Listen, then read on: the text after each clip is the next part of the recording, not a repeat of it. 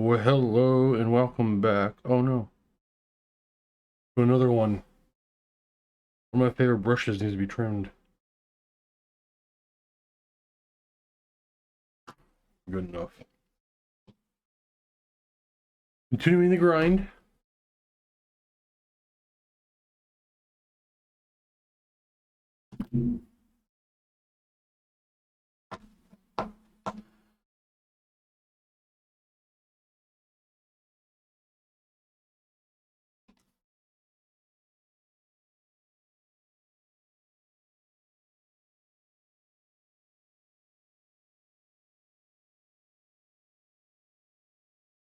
I don't like doing smooth surfaces with a brush.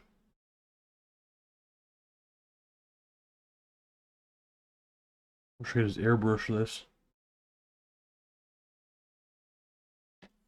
How's it going, Timur? Daniel, what's up, buddy?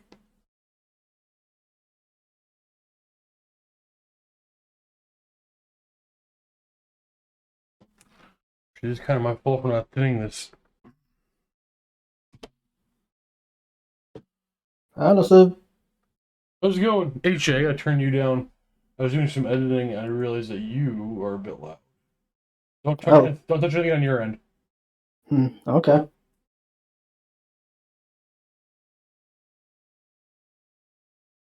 Huh.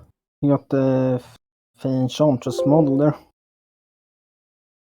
Right, Ironically, I watched a video Chris? earlier today about some Bretonnian models that everyone should have, according to that guy. What? What should everybody have?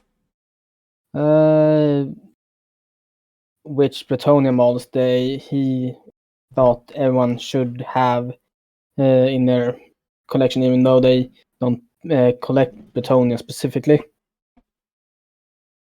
And it was pretty much the whole range, honestly. Fair. Simply because he bunched up like the knights in Pegasus Knight as one, bowmen and peasants as one. I got a lot of bowmen I'm going to work on next. Oh, Chris. But that does mean at least you'll be back for next week, right? You'll be able to join in the Peyton chat stuff next week?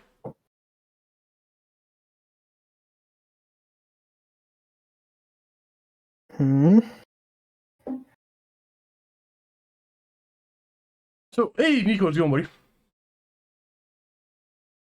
Yeah, cap on. That's how I'm planning on doing it. It's going to be a little daunting. But, still going to do it. I spent much of the night thinking. Oh. Song of Ice and Fire. HJ, you're a big WAP man. What are your thoughts? About what? The Song of Ice and Fire? Yeah. Remind me what that was again? Oh no! Game of Thrones? Their miniature game? Oh, those. I've watched a few of. I've watched pictures of it. Never really seen one of them.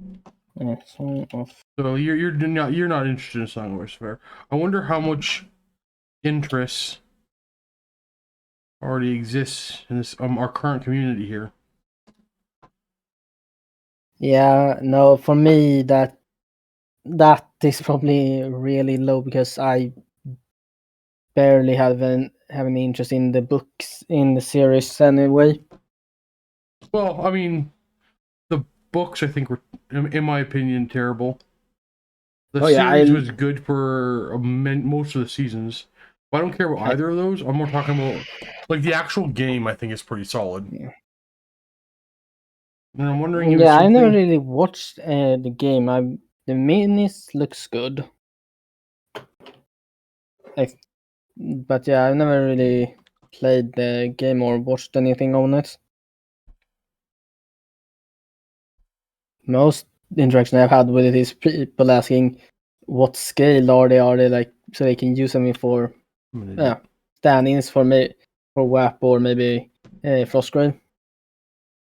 Well, I mean, as I'm trying to make a go of this as a means to support myself.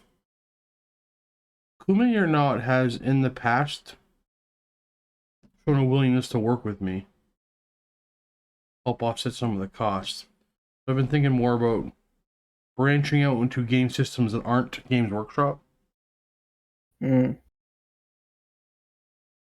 But like, No, I still have to like the game. I still have to enjoy it.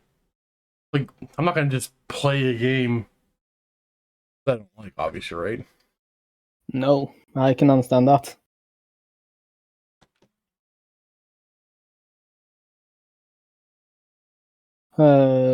Okay, well, Daniel, that is so interesting that you said that, because when I was making the Crisis Protocols, another one I can see much going into, but when I was making no, I was thinking about Flying West Fire last night.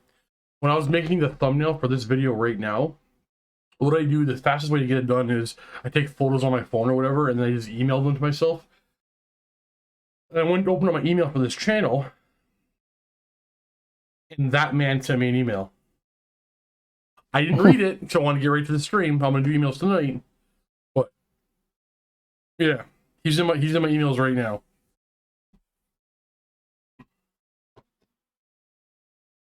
Did you try Heroes of Might and Magic 3 Battle Report? Interesting. I don't even... Isn't that a computer game? That's a miniatures game? Which Marvel Crisis Protocol? No, Heroes of Might and Magic 3. Oh.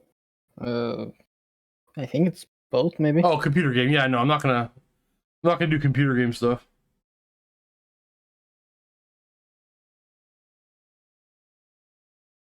That doesn't make sense to split.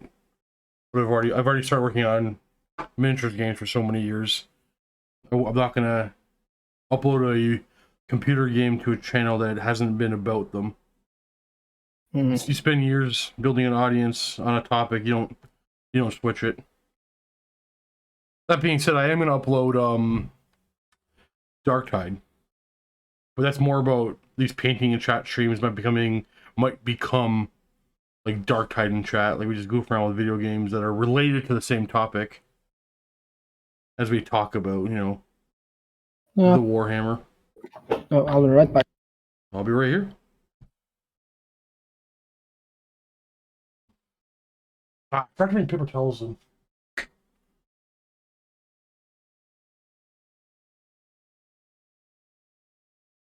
just had a great day playing Horse Racing. World Users require way too much thought to make work, but are still super fun. Yeah, I think the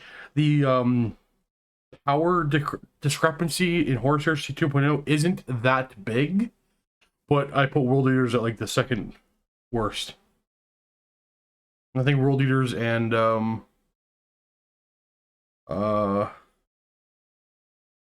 White Scars sit at the bottom, unfortunately, for those two guys.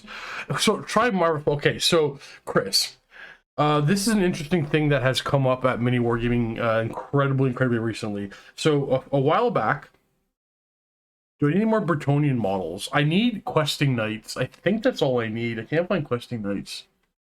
Off the top of my head, I think that's all I'm looking for. So a while back, there was talk about playing, covering Star Wars Legion on Mini Wargaming. So I went out and bought an army, painted it up, and we never really covered it. I actually did play my first game last week for Mini Wargaming, but like we never really covered it. Then there was talk, okay, now everybody go ahead and buy a bunch of Crisis Protocol stuff. And I said, no, not this time. I'm not going to spend a bunch of time and money painting stuff if we never actually record with it. But I know Josh has. I know, Chris. I know Josh has a few. So my whole stance on that is I have to gauge my audience to see if there's going to be any interest in it whatsoever. So if anybody wants to come in to do a battle report with me, I can work around your schedule. That's relatively local or one that make the drive and wants to play like Crisis Protocol or anything that you think could do well. If you bring in models for both of us to use, I'm willing to like put anything on the channel. Put a poll on Discord. So Chris, you would think? So over the years, this channel, not miniatures of myself, I have a particular advantage most channels don't get. You'd have to come to me. No, you come to me. But so Mini Wargaming does polls like that quite regularly. They have I think the biggest battle report audience on the net. Oh no. I'll fix that later. And the data from every poll ever brought in isn't really workable data, unfortunately. So if I put a poll on the Discord channel saying,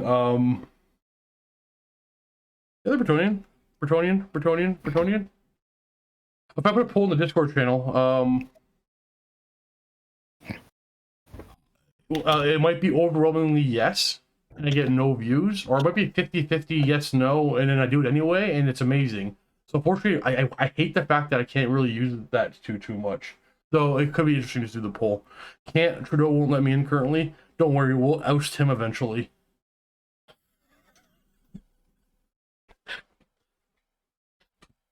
Oh. Trudeau doesn't even like Canadians. Wait, since when did the Mini Wargame have the Prime Minister as their gate guard? Hey guys, before I get triggered, let's just move on.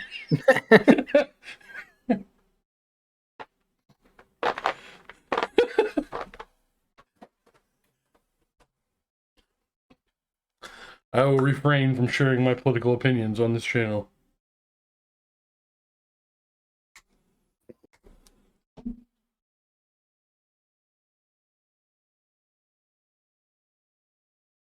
Well, Spoon, it's almost quite soon time for me to get ready to bed, so yeah. I just woke up. I'm guessing so. Same, No, Steve. I actually, I've been napping up and down all day. Yeah, I've just been taking it easy and watching YouTube and almost done with my BSB for the Beastman. Probably just need to do a few small highlights on the axe, and then I'm calling it done before I do the basing. I really like the red color scheme I went with.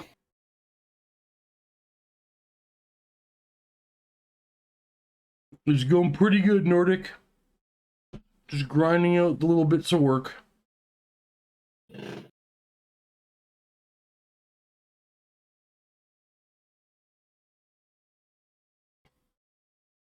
I had another miniature stolen.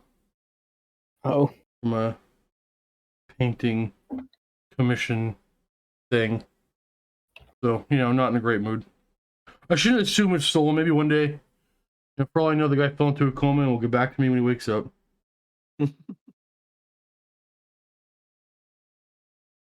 Hey. I think most people here got some stuff to paint. No problem, Nordic. So what was it that you lost now? I had a Bretonnian miniature painted up. Actually, I don't even want to say. Oh. I actually don't want to. Do it.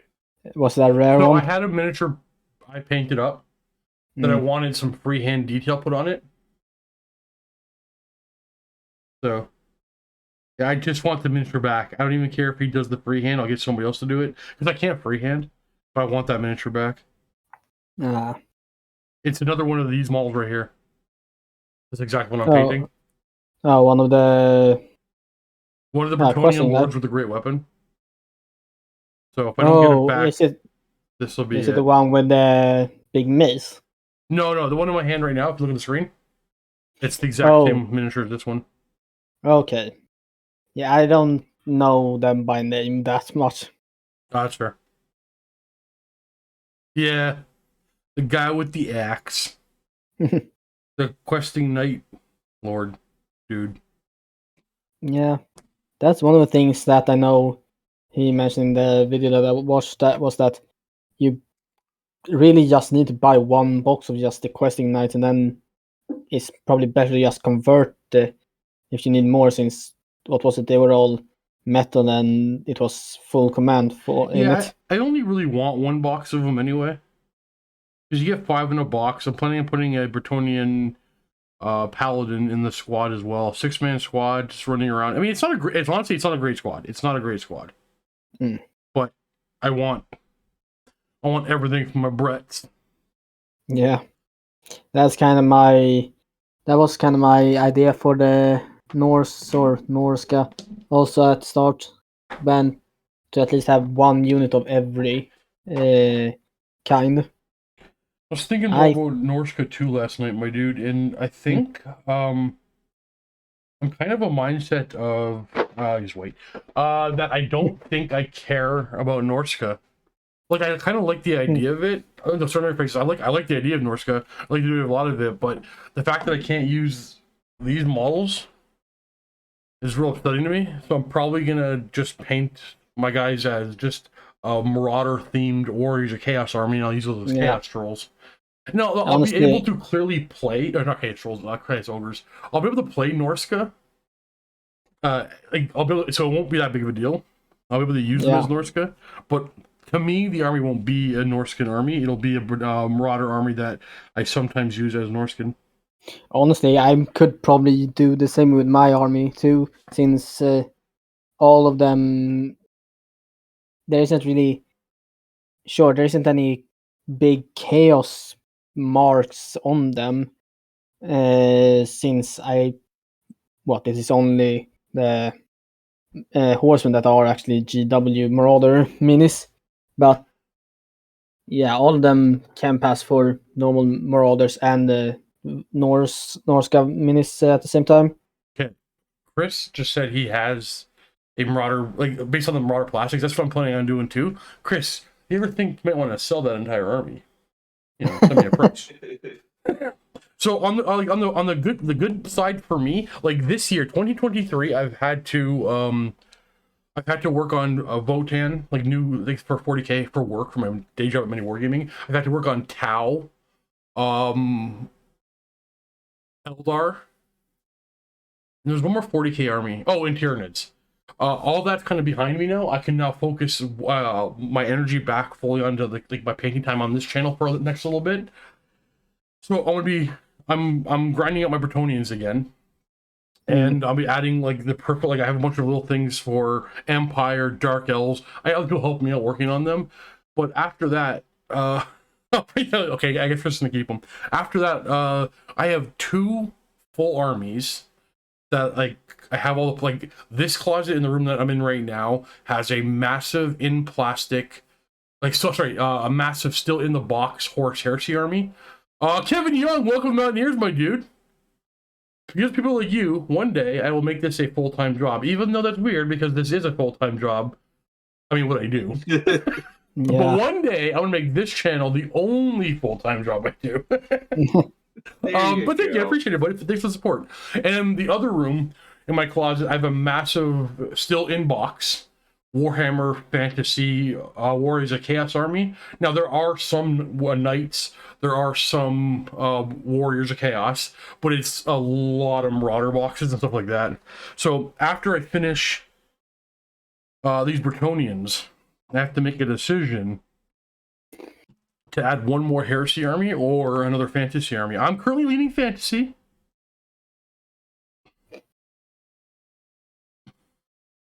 I vote Fantasy. Well, HJ, I don't think your vote counts because you're only going to vote Fantasy. True, I don't have the money or the interest for Heresy. Yeah, I was talking to my buddy Ben. Yeah, seen him on the trail numerous times. We're talking to him yesterday. No, I was talking to him Friday. And yeah, he just can't get behind it. Sees it as a joke. Nah, for me, it's more just that the people I know that play anything they are more fantasy oriented. So yeah, no, I get that. Like I said, I haven't played 40K since early 8th edition. Oh wow, long time. Oh no, I played in a kill team tournament after that where I managed to get the first place spot or campaign. But yeah, I think I had one or two games in 8th edition just as it started, and that was the last 40k game I played. Well, I mean, if it wasn't my full-time job, I'd probably be playing a whole lot less 40k. Yeah. Or no, that's not true. I'd probably be playing more Crusade. I'd probably play as much 40k as I play now. I just wouldn't be doing much Eternal War stuff as much as I'm doing right now. Hmm. I will definitely look at those later, Chris. I thought I went through all your Instagram. I don't recall seeing them. But then again, I spent so much time on Instagram. It's ridiculous. Maybe it all blends together. Never finish the Brits, so you don't have to make a decision easy. Well, there's always that. There's always that, Lefrano. But like, also, the finish is subjective. So I might. So the Brets won't be finished until I paint all of the Pegasus. Sorry, all of the peasants that I own. So there's like.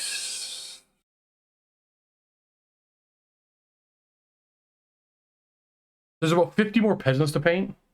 They have to get done no matter what. Now, all of the knights, I'm not going to paint them all to consider myself done. I'll consider myself done when I have 8 unique Knights of the Realm, 8 unique Knights Errant, and 6 unique questing, or sorry, Grail Knights. If I get questing, great. If I don't, I'm not going to spend a fortune on them. Then I'll consider the army done, where I can work on other projects, but like I'll always be adding more. Oh no, and at least 3 Pegasus Knights as well.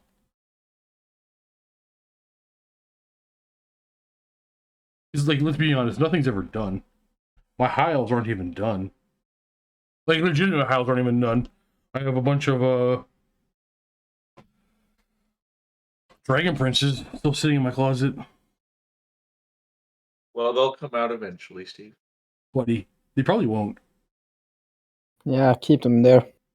Well, I have 5 of the old school metal ones, so I don't have to add them.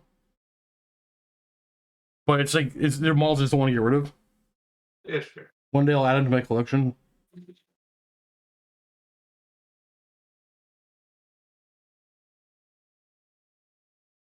I wouldn't mind having a unit of 20, or sorry, 10 Dragon Princes, even for the Wappening. I feel like my eyes are getting worse. Can't see shite.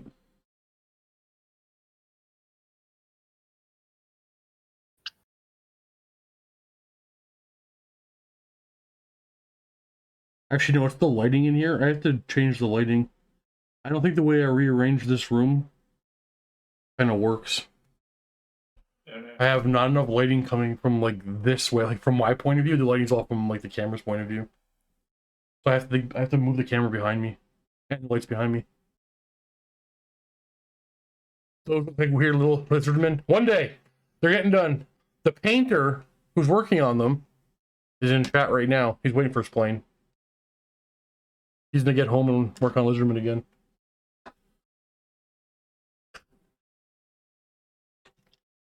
How are lizardmen in WAP, HJ? I don't think I've really met any of them yet, but from what I remember, Warhammer always said that they were solid at least. Oh, okay. I think they are quite strong, but they're not the quote unquote strongest. So, well, that's a good spot to be because you don't want to be in the bottom end or the top end, right? In my opinion. But like they were stat wise, they were some of the best infantry you can get in 8th edition because of the stats, right? And now that infantry is buffed without having to be a horde, I can see them having combat improvements easily. But the fact that they lost armor is a little concerning. I hope it doesn't translate negatively. I think their biggest strength is the fact that, and I'm pretty sure they still are, is the cold-blooded rule. Because hands down, that's for sure. Yeah, that one is just having that as a base is so fucking strong. you barely have to bother with any leadership tests then. Well, actually, technically, they did get nerfed in that regard. Because the standard of discipline no longer carries over in that regard. Because it was a standard Lizardman thing to have your general also be your BSB. And by the standard of discipline. Yeah. That part, except for the banner they still have, that the Slan can be the BSB and the general at the same time. I think he still can be. Yeah, he can. Yeah.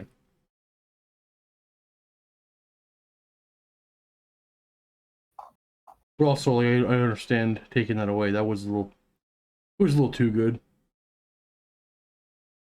Maybe it wasn't actually. I don't know.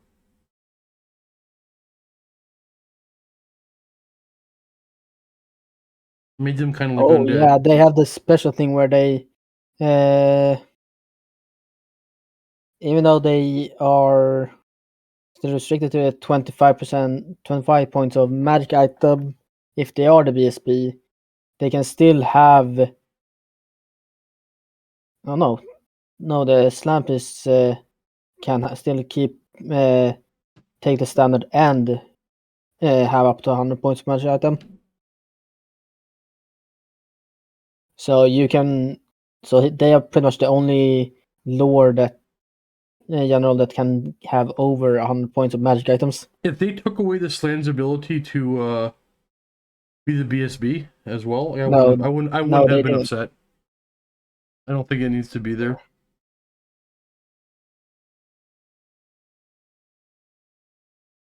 Now it's still the Slan, Mage Priest, Scar Veteran, and Skink Chief.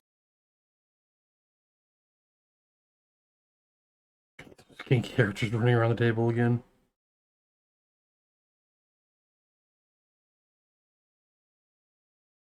Painting for 20 years on one army would make me leave the hobby. How many? Well, hold on. How many points of dark? Okay, I gotta make some noise. I'll do it under the table with the hairdryer. Oh no.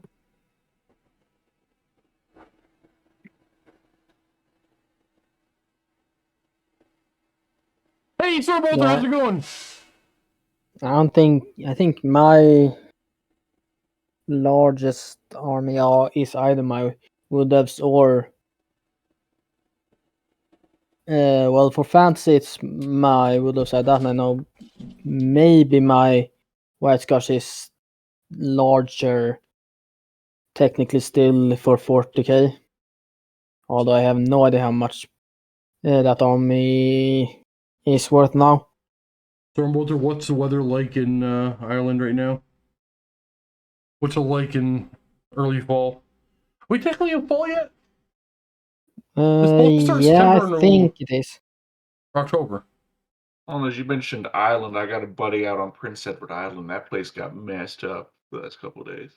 Oh, what happened? Hurricane. Ah. Wait, yeah, what? We never really? pretty much. Or that's what he was saying. Yeah. No, really?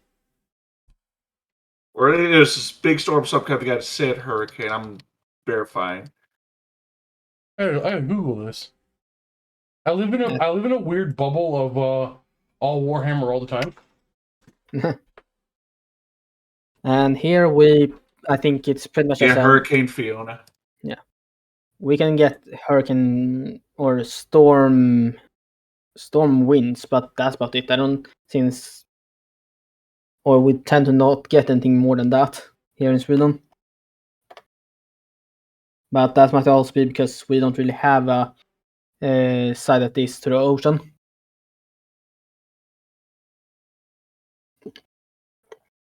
One of the good things with Norway. Well, I don't think, if I understand, I guess the word would be, I'm not even sure the word is that I think I understand, but I think where I live, I'm relatively safe. But you're so far inland that most anything will die before it reaches you. You'll get like the afterburn of it, something. Right, like it's not gonna. I'm not gonna lose my roof or anything like that. Exactly. Wow, this is like, if you think it's you, it's a tornado that started near you. There's some damage. Yeah. This is not normally a thing we deal with in Canada. It's over now, right? Like, it looks like we're done. Yeah. It was like 1 day. Okay. Well, I hope everybody's okay. Hope everybody's safe. All the people I know. You know what? Unfortunately, all that matters, I guess. To the individual. Don't judge me. I don't care if you do.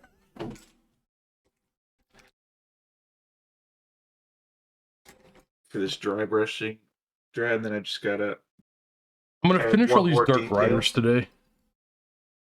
What was it? I'm gonna finish all these Dark Riders today. Hey. So I plan on doing. I want to work on one more Bretonnian Knight to offset the problems I'm having. But we're good. We're good. By the end of today, I will have 3 characters, 5 Death Riders, and the Gothazar Harvester to paint, and that's it for my Bone Reapers. Is that all you need? That's all I'll have left. No. Is that all you'll need? Unless the rules change, probably. I got enough. I got enough Death Riders that if I ever want to do a cheeky all cavalry list, I can. I just would have to paint the rest of them. Just wait for next week. Are they dropping the book? No, just because you said you were almost done. No, next week I'll be on a new project because I got 2 armies. Wait, aren't they legitimately dropping a new book for them? No, I'm just messing with him. No, I'm not. I think they're legitimately dropping a new book, aren't they? It's got to be soon, but I don't know if it's going to be this year. I feel like there was a Warhammer. Hey, Ariel, I can't pronounce your first name, but I can say the second word. Welcome to the Mountaineers, buddy. Appreciate the support. Yoshu? I think this is how you would pronounce it. I can't read. I'm not very cultural or worldly. I know joke, just so everyone understands, this is not an exaggeration. I can barely pronounce my own middle names. It's Joshua. Oh. Thanks, Johnny Payne. Johnny Kelly. You sure it's not Yoshi? I know, Candace. It's so good. It's so helpful. I mean, it's a little distracting, but it's a lot of fun.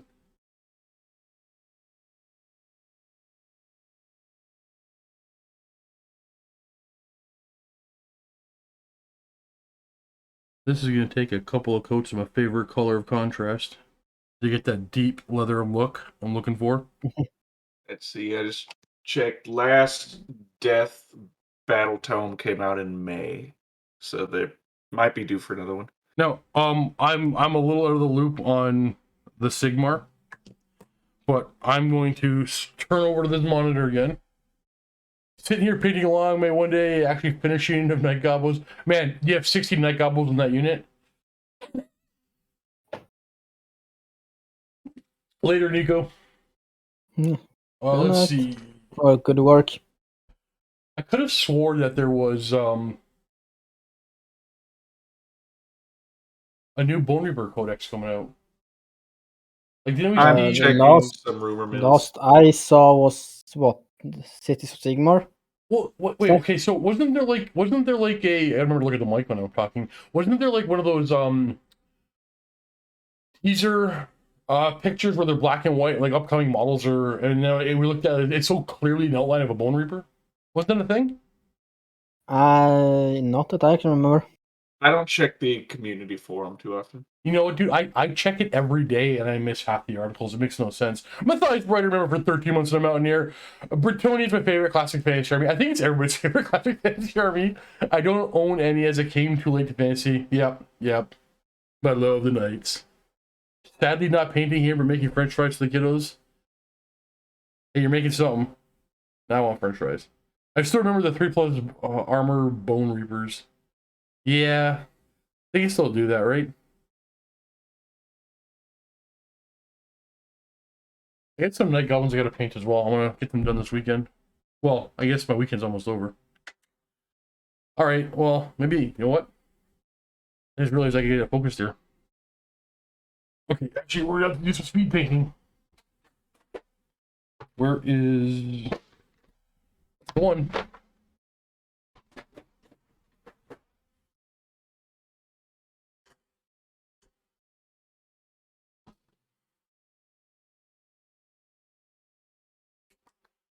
The way I did my goblins, I primed them based off of like Brent from Goobertown Hobbies. I loved when I saw his yellow goblins. I stole the idea.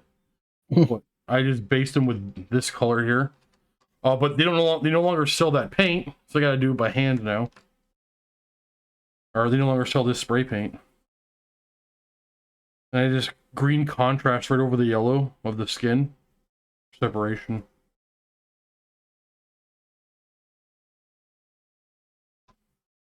I've painted so many goblins I can do it with my eyes closed now. Or replicate, sorry, to be fair, replicate my paint scheme with my eyes closed now. What's up, Ketchy? Can you prove that statement?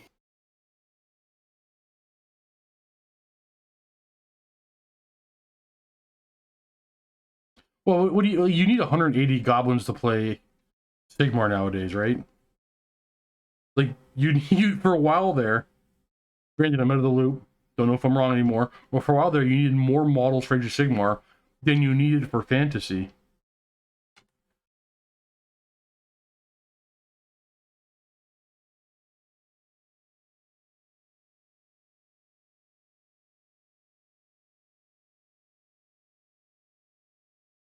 I don't know if it's still the case. Though I know, like, for the Undead, your best list is going to have 180 zombies. But then again, for Fantasy, your best list is going to have 180 zombies?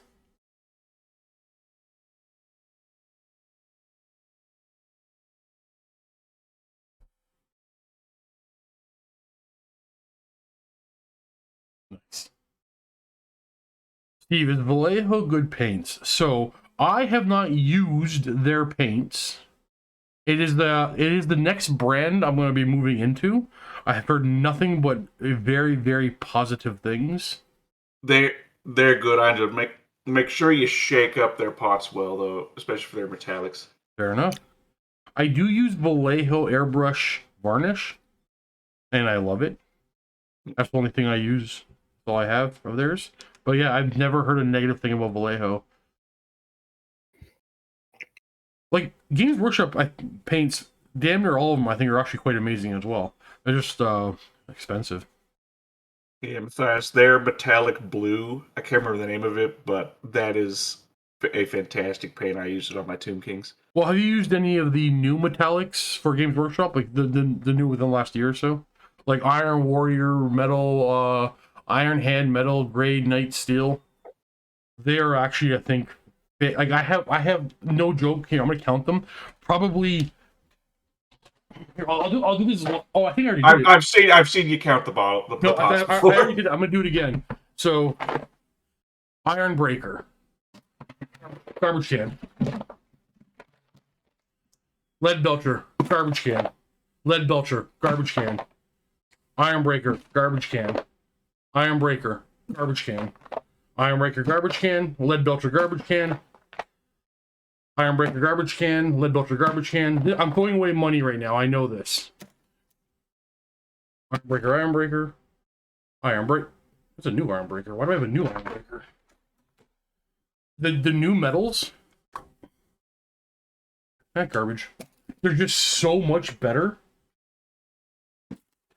that I won't use I won't use Iron Breaker or Lead Belcher anymore. I won't say that's how much better they are. Lead Belcher. I buy Lead Belcher and Iron. I buy metals, in the entire packs of 6, multiples at a time. I use so many of them, right? Mm-hmm. I'd rather go buy more Iron Breaker and Iron Warrior than use those. I might try one of them. I've been using Arm Painter for metal for last time just because easier with the bottle. I plan to try them out for the weapons when I get to my Stormcast, but Lead Belcher is so built into my Necron paint scheme that I've just been sticking with it. See, if I still so same as my Necrons, but sorry, my first Necron army, my old green Necrons, I sold them off. If I still had that army, I would keep these in case I ever wanted to add to them. But I painted a new Necron army, and they're based off of Runefang Steel and Iron Warrior. So I don't have to keep so these might ones as well anymore. stay. But that is the thing. Like, if I have an old army that uses the color still, Especially with mine, I got the Lead Belcher spray, and it does such a good job of getting that base coat done. Saves me so much time. I have a bunch of lead belcher sprays. I find the Iron Hand paint matches it perfectly. Oh, good. Well, let me phrase that. Good enough that like nobody's gonna notice. Yeah, because the Lead Belcher spray comes on a bit lighter than the pot does. Yeah, exactly. I miss Avalon Sunset Spray, but Games Workshop does have nice sprays. I like their sprays. I know not everybody does, but I do. I like They it. It are makes okay. it easy to speed line steps because you know it's a color that matches something else you've used. It's not going to be that it's slightly off scenario most of the time. In my kitchen, the top of my cupboard on the one wall is just covered in spray paints, like just tons of cans sitting up there.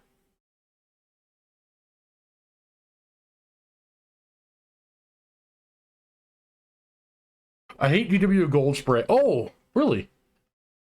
Amazing color and tough, but it requires such an ungodly amount of shaking. Oh, okay, fair enough.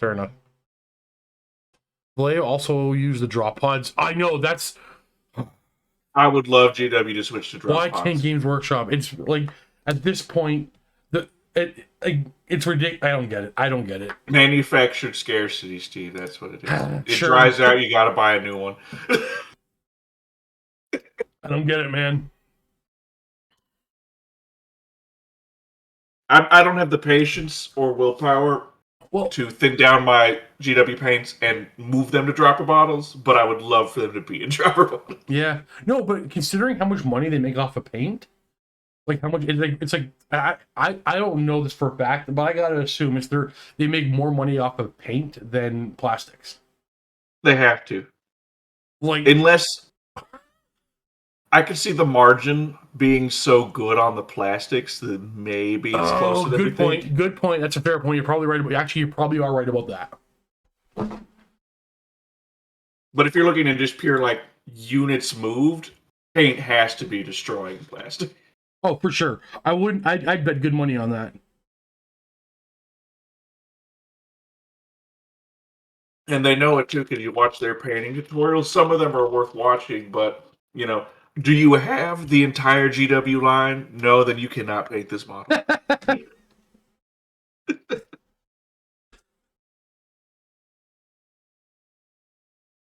My mat's all crooked. But I mean, doesn't everybody have the entire line? I've got more than I cared to admit. Right?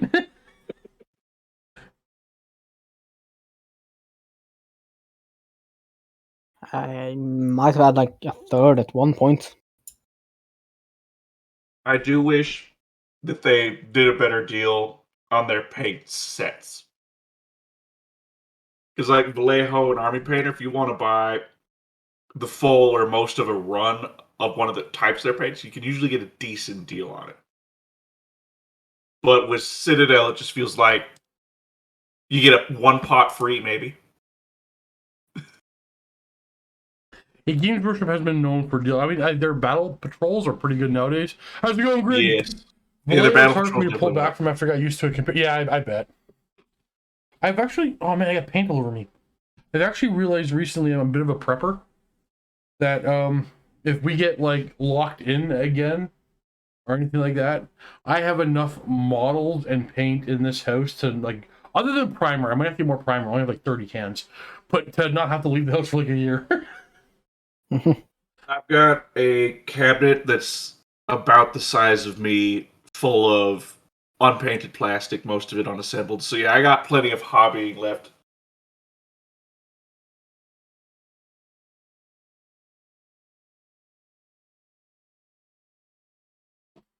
But I also, when I have the funds to buy something, I try and do that, because if I ever reach a point where, hey, real life expenses come first, and it's going to be like that for a while, I have things I can work with. I have things I can Wait. occupy You saying myself. it's not real life? A little bit. I mean, it's more like therapy than anything else. It's real to me, damn it. I'm going to put this knight in a cupboard, lock it. When I open it back up, it's going to be alive. Kudos to anyone who gets the your mom reference. don't talk to you at night?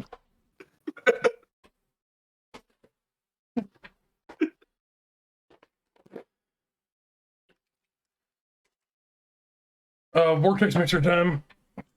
Oh boy. Old Warhammer looks ugly. No, that doesn't. I love old Warhammer. There's a charm to it. I looked at the old squats in their exosuits, and those are fantastic. I want them back.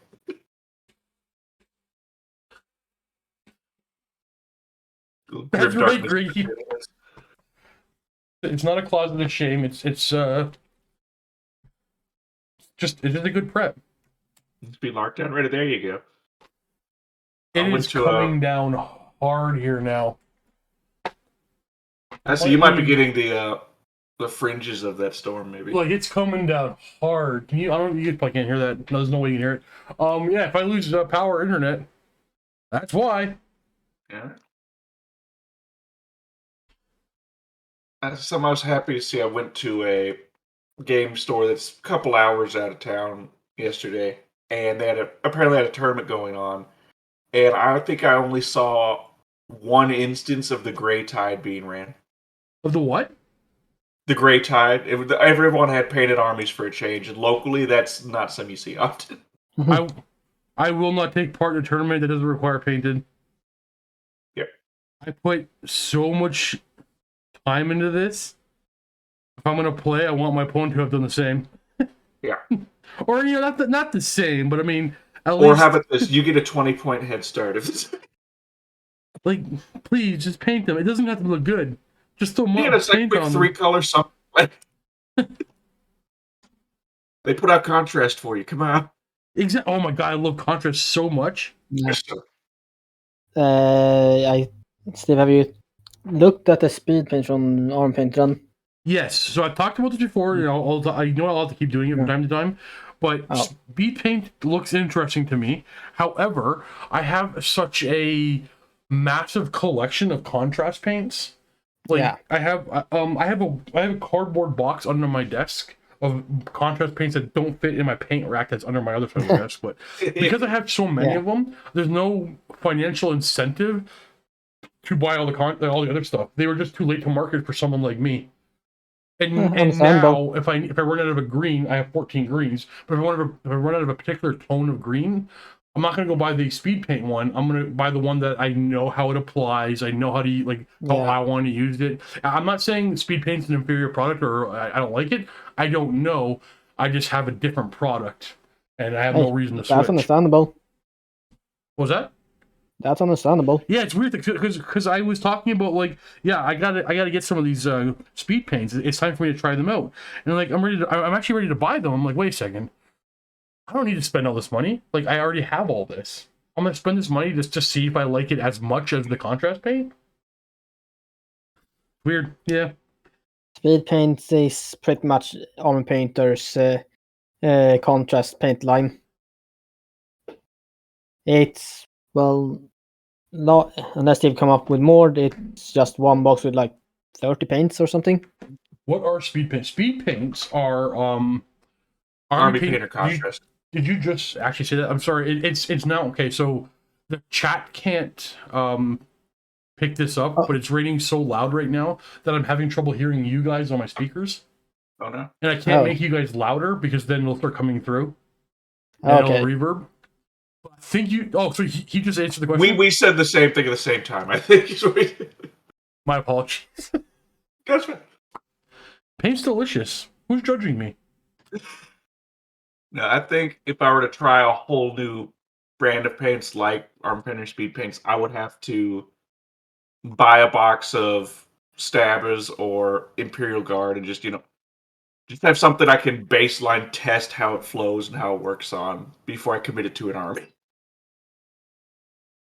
Yeah, I used what was it, contrast for my Norse, and now I'm doing and I use some of the speed paint also for them. But yeah, I kept with for some of the new units with the speed paint. But now for the Beastmen, I'm gonna go pretty much only speed paint, just because I think I have more color variety for them. Just because I bought the whole set. Does anybody know off the top of their head the cost of speed paint compared to contrast? I can find that for No, you. but yeah, I can look it up pretty quickly, I think. I'm gonna assume they're about the same. Let's see. I think there might be like $1 difference. Speed paint here is about, I think, $4 per bottle. If it is 1 to 10 for the conversion. And contrast for me is, contrast is about 20 Swedish crowns more expensive than the speed paint. There's a $3 difference for USD. 450 to 780. I am sure somebody out there has a video comparing the two in value. I'm probably have to go look that up. I have to watch that for myself. Yeah. I think the biggest thing is that the speed paint might have more. I think they are actually more. What's the word again? They have more tones in different colors than what contrast have. I think Goobertown Hobbies has a comparison video. Yeah. Or like, for his example, I have videos. like 3 or 4 different kinds of reds in this set.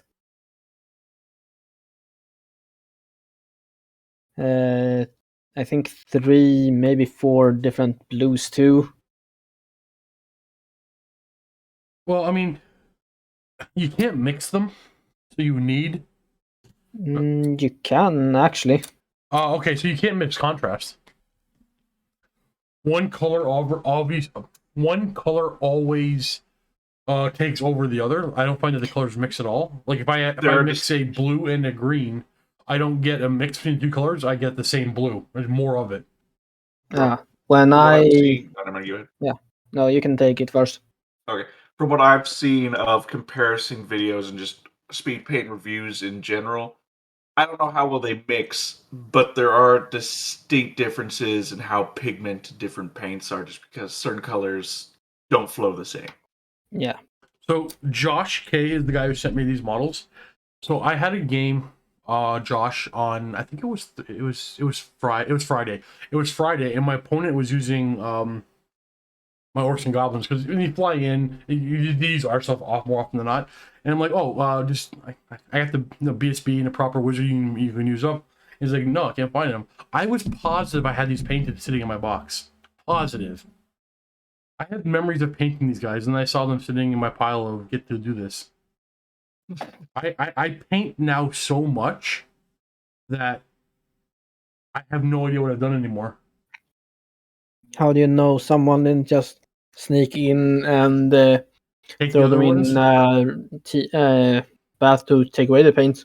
I wouldn't put it past anybody I work with. How do speed paints look over metallics? Really good. A few paints like Agro's Dunes over metallics gives you a nice wood grain look. Like when I do like my Dark Angel weapon hats, that's the right word? Like the handles, I paint them metal, dry brush them metal, and then use Agro's Dunes over top of them, and then I dull it down with a matte sealer before I seal the rest of the model. I really like them. I have some photos on metal speed paint over metallic that I can post in the Discord so you can show it. Sure. It's there.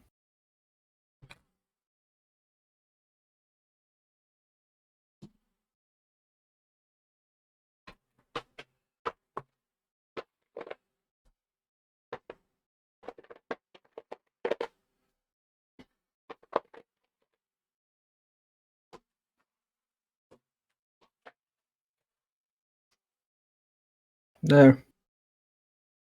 Last one is comparison between one which is just white primer and the other is metallic.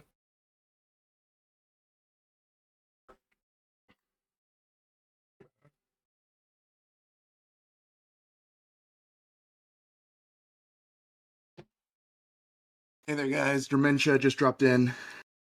Hello. Hey, buddy. I've reached the point on my death company where I am using environmental effects like dust just to hide the breaks in the black.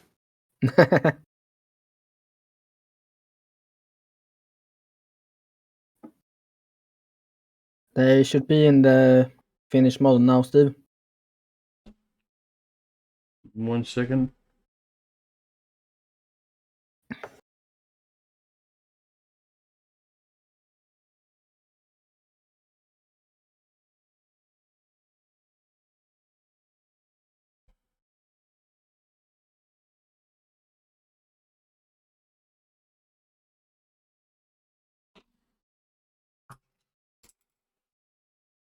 Just set up a scene where I can show the audiences too. Gotta remember to do that. There's too many little things in life to do. Yeah. Where's the finished model? There we go. Oh, Giant Pie posted his. I have the same one. Wait, no, I don't. Never mind, focus. I like that Abaddon head posted. Mm-hmm. Oh wow! Look at. Go scroll up and look at the Night Goblin theme of Ragnarok. Yeah. But yeah, the priest one is just the speed paint over metallic, and last one is you can use comparison. Yeah. Why? Okay, you have to answer me this. Why are your Games Workshop plastics sitting on Mantic bases? They're not Mantic bases. I think I shot in the dark. But that's because I just haven't bothered to buy what China made square base, and the local store have those bases for like really cheap, so I just buy a lot of them for my fancy minis. Makes sense. There's I think it's a Russian store on eBay where I just buy all my square bases from. They sell you big bags of them for like next to nothing. Yeah, a few of those eBay stores practically sell by the pound for bases. Yeah, exactly. I'm okay with it. I need them like crazy because like there is a great deal of fancy. Yeah, I fucked that up. I can fix it. There are a great deal of fancy miniatures that you can still buy for Age of Sigmar, and most of them come with the square bases these days. But just in case for the ones that don't, because when you buy like a AoS start collecting type set, they only come with only the round, but everything else I find still comes with squares. But I just buy square bases like crazy on eBay. Even though I wonder if it's cheaper to print them myself now. But whatever, it's too easy to just click add to cart. And they're right there.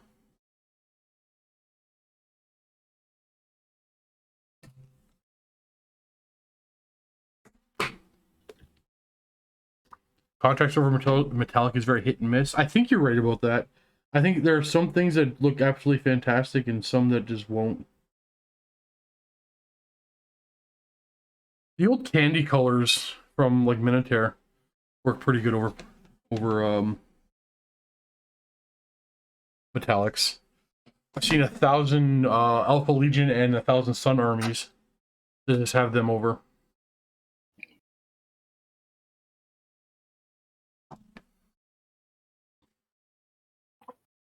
You know what's weird? Painting these Bretonnians and knowing that I'm not going to play them. Freaking Luca has to like Bretonnians. But well, I think that's how most commission painters might feel. Yeah, I guess. But like, I gotta be reasonable. I own out of the 15 fantasy armies, I own 11 of them. So One of these days I'm going to go into a stream and test Luca's $20 thing by saying, "Hey, Luca, play a different army." Okay, so that kid just bought his first home, and he's renovating it, so he'll do anything for $20. Honestly, I was when I'm doing next fantasy stream. Well, be mindful. He's been on the. You actually have to donate 40 so that he gets 20K. Yeah, because I get the person in the streams with me. I give him exactly half of every super chat that comes in as part of their payment. I was considering just sending him one of those what is it? I'm not gay, but $5 is $5 shirts. Man, he'll wear it. Put a cat on it, he'll wear it.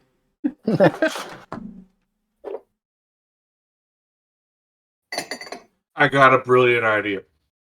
It better be. We donate $40 to tell Luca to do anything for $5 going forward. Oh no, you win. You won. No Chaos Doors. Jackson's working on Chaos Doors. He's probably done. The kid has a lot of personal stuff going on at the moment. It's really slowing down his painting. So if he doesn't have them done, I'm not going to remotely be mad at him. Hey, not everyone has the ability to sit and just paint 2 or 3 days and get paid for it. Jackson really is a good kid, though. I'm lucky that he's around. I'm lucky that he's able to work for me.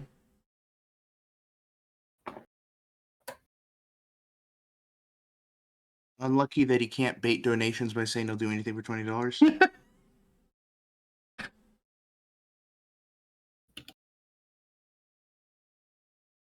He's gonna be probably making regular handhelds for the channel as well. He's not afraid of the camera. He's not afraid to work. He can speak articulately. Important.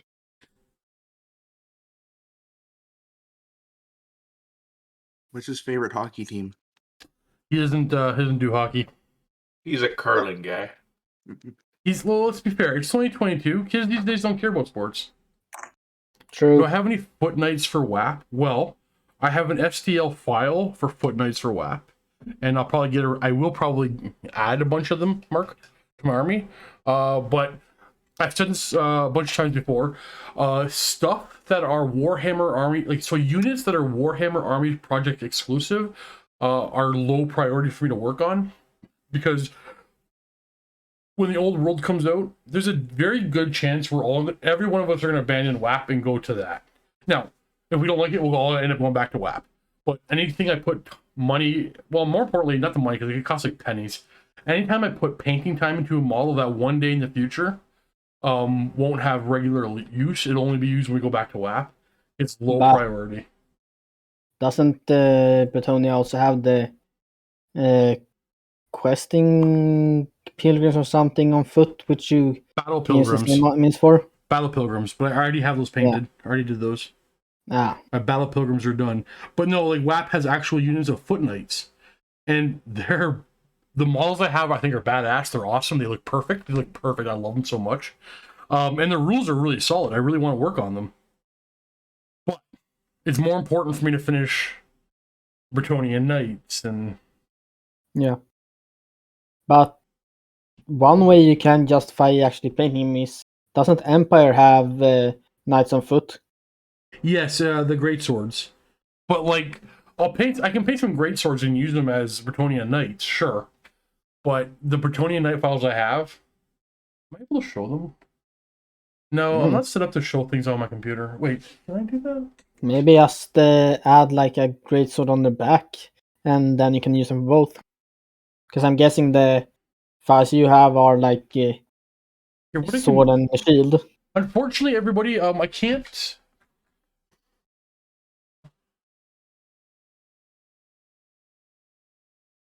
I'm gonna open up my mini factory. It's a website where you go buy your miniatures, and he's tell you what to. If anybody cares to see what they look like, you can go look for it yourself. This way I don't have to drag. You have to do the legwork yourselves, y'all. I am logged in. Where's my library? Whoa. Oh yeah, I forgot about that. I gotta print those later. I have so many things. I freaking love 3D printing. Okay, so from the seller is called Monstrous Encounters, and the unit is the unit is called Breton Foot Knights. So Breton Foot Knights from Monstrous Encounters. Go check them out. Oh yeah, I guess I can do that. What am I doing? I guess I can do some of the legwork. There's a link.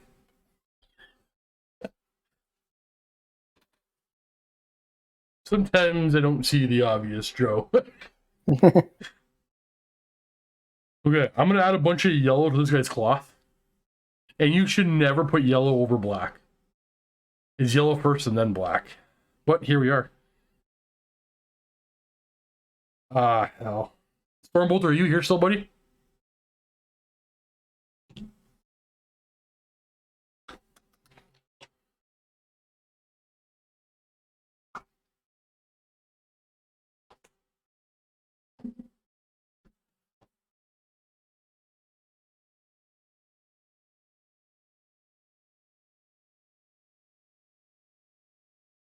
Think the weather took him out.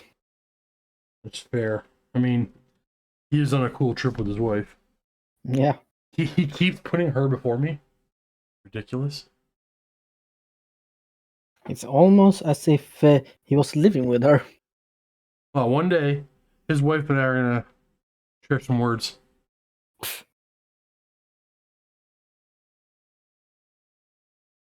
Is he going to be telling her how much her husband has spent on you? Yeah, I know. She probably thinks I'm a jackass. Well, to be fair, you're not wrong. He probably has to. He probably can justify it by spending double on her. Yeah, exactly. Oh, thanks, Mark. Appreciate it, buddy.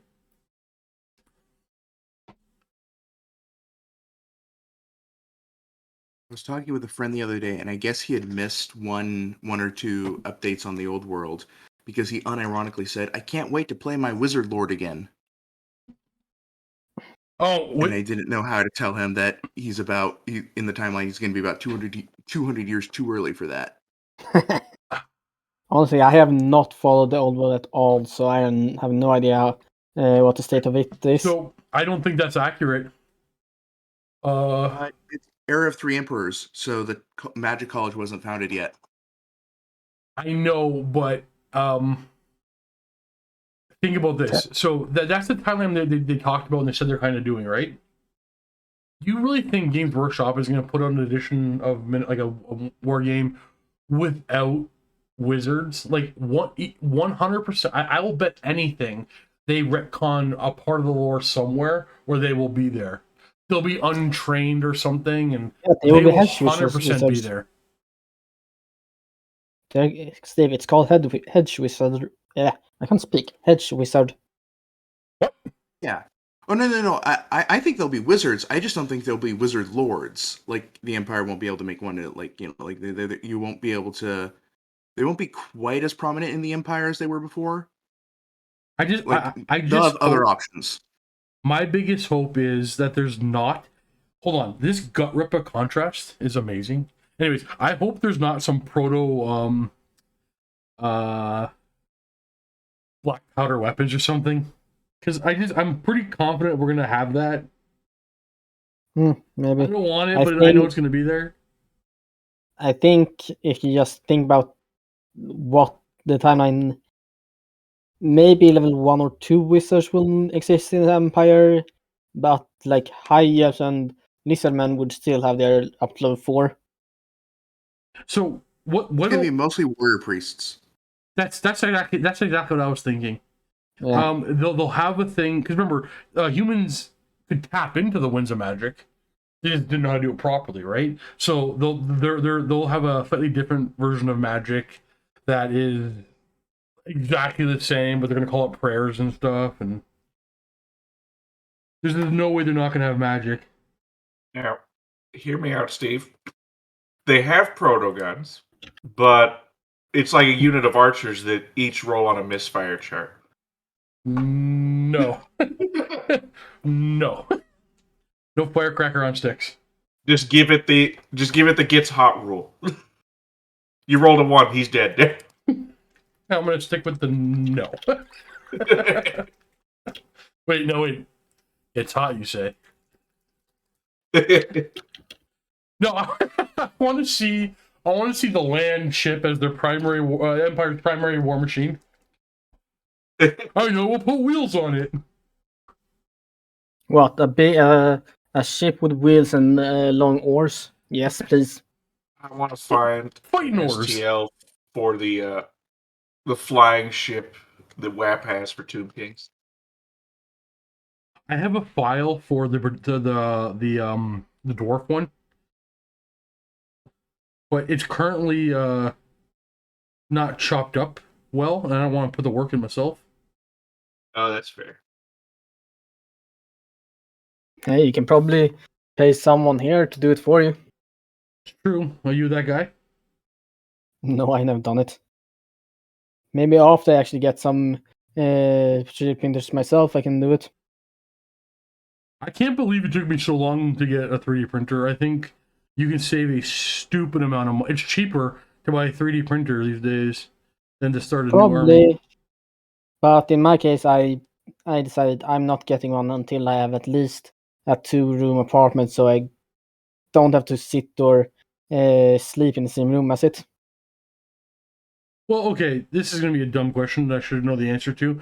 How dangerous are resin fumes? I'm still alive. I don't know right now or nowadays, but I had a friend that almost got poisoned by it when he ran in a closed room. Okay, almost, but didn't. No, because either he or Almost, but someone didn't. in the same house realized what was happening and opened the door. So I think if you have ventilation, you're fine. yeah, Like, it's go the open ventilation. window or something. Yeah. In my case, I live in a 1-room apartment, so I don't really. Sure, I can have the balcony door open, but I don't really want to do that all the time because I got a road right outside. Okay, so I'm not going to say what is or isn't safe or anything like that, but I will say where the printer I have in this house is in my kitchen. It's 1 room behind this wall. So just regular household ventilation. The resin printer I have in my office is in my office, and I sleep in there all the time. Yeah, I'm gonna have to dip out now. See you later. There, dude.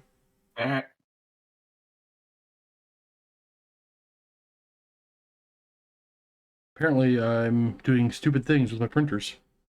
No. But let's be honest, something's gonna get me before the resin does.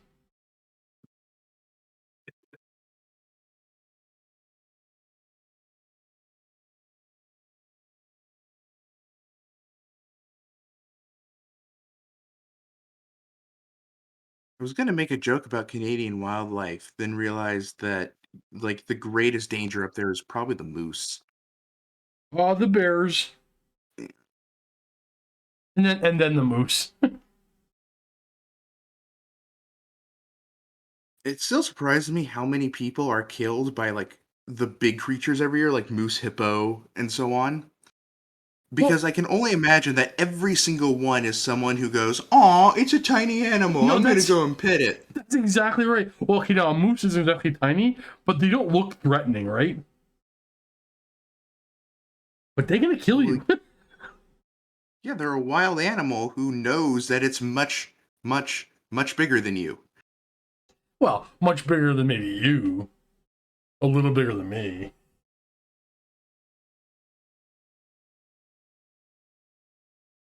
I'm the size of a Canadian moose. Aren't they like 10 feet tall by the antlers? Aren't I? I think I'm only 4 inches shorter than you. Oh, fair. Because I'm 6'3".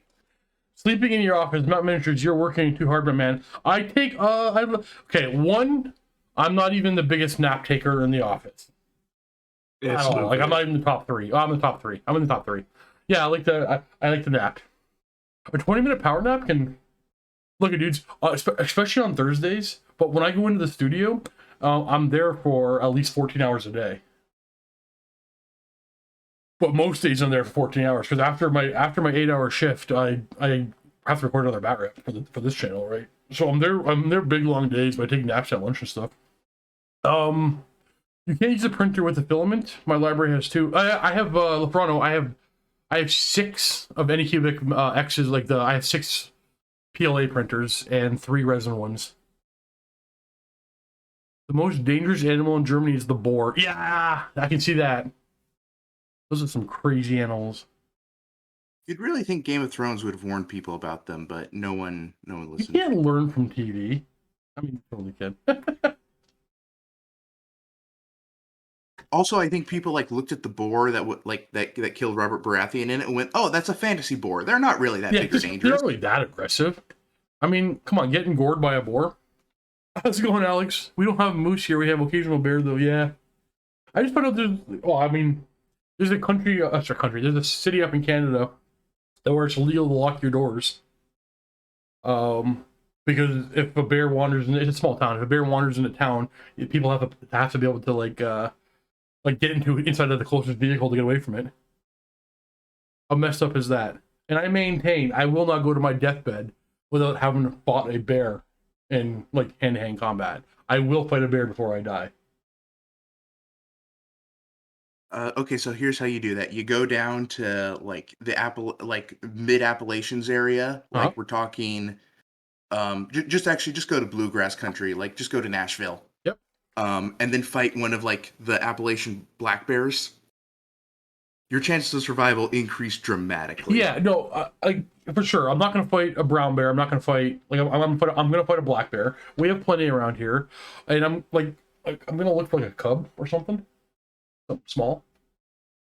And hopefully the mom's not around, and I'll say I fought a bear and won.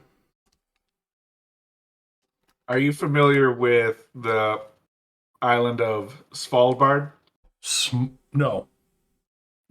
That is a place where I think after kindergarten, or after some ridiculously young age, you are required to carry a rifle with you outside because the polar bears outnumber the people. Oh, wow. I wouldn't have to. I keep a couple of guns with me at all times, so... I was waiting for the flex on the stream.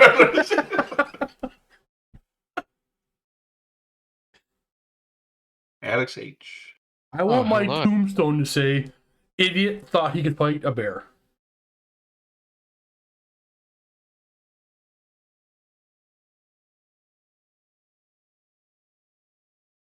I think the secret to make that truly comedically great is to then arrange for someone to place another gravestone right next to yours that just reads "The Bear." The bear.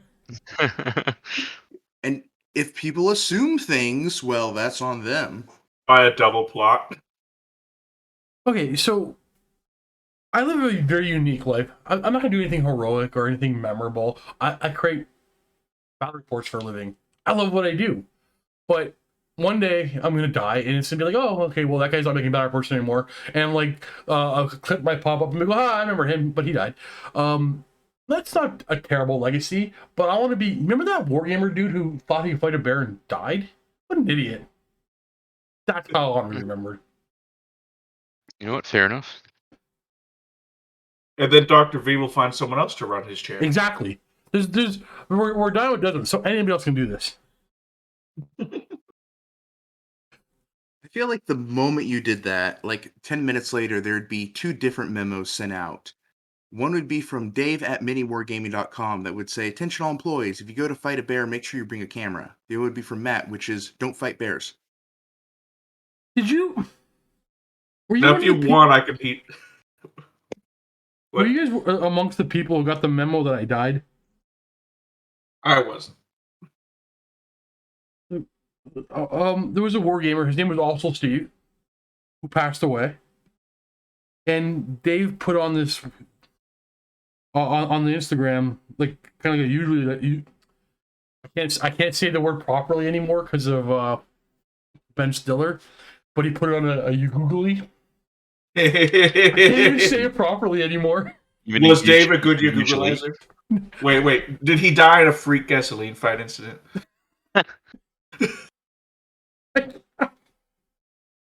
Oh my god, I'm getting dumber as I get older. Eulogy. Well, you can still turn left. You're winning.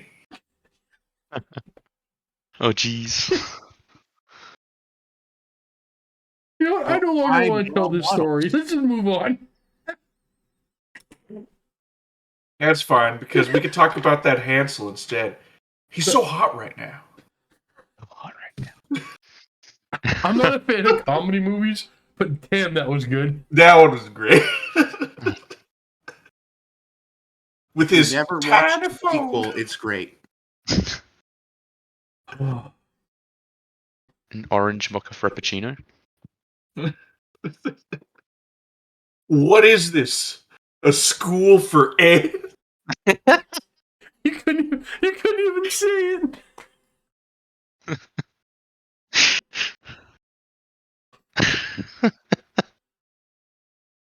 Okay, Matthias and Freaknir. Which animal has a higher kill count in Africa? I gotta believe it's the mosquito, right? It can't be the hippo. I'm not saying they do nothing.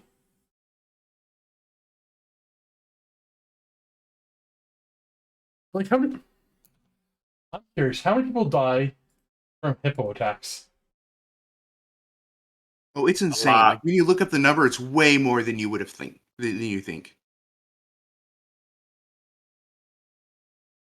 About 500 to 3,000 a year. That's a pretty big gap.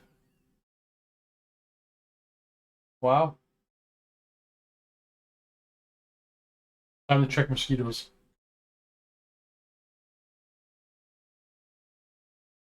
That's not hippo mosquitoes. Whoa! Google puts the word only in it.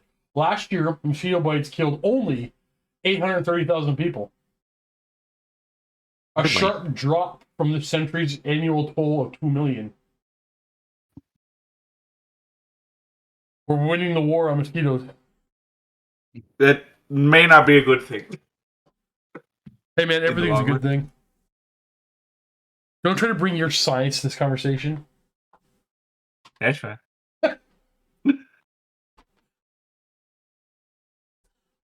Every year around this time, there's like 1 or 2 cases of West Nile in my area.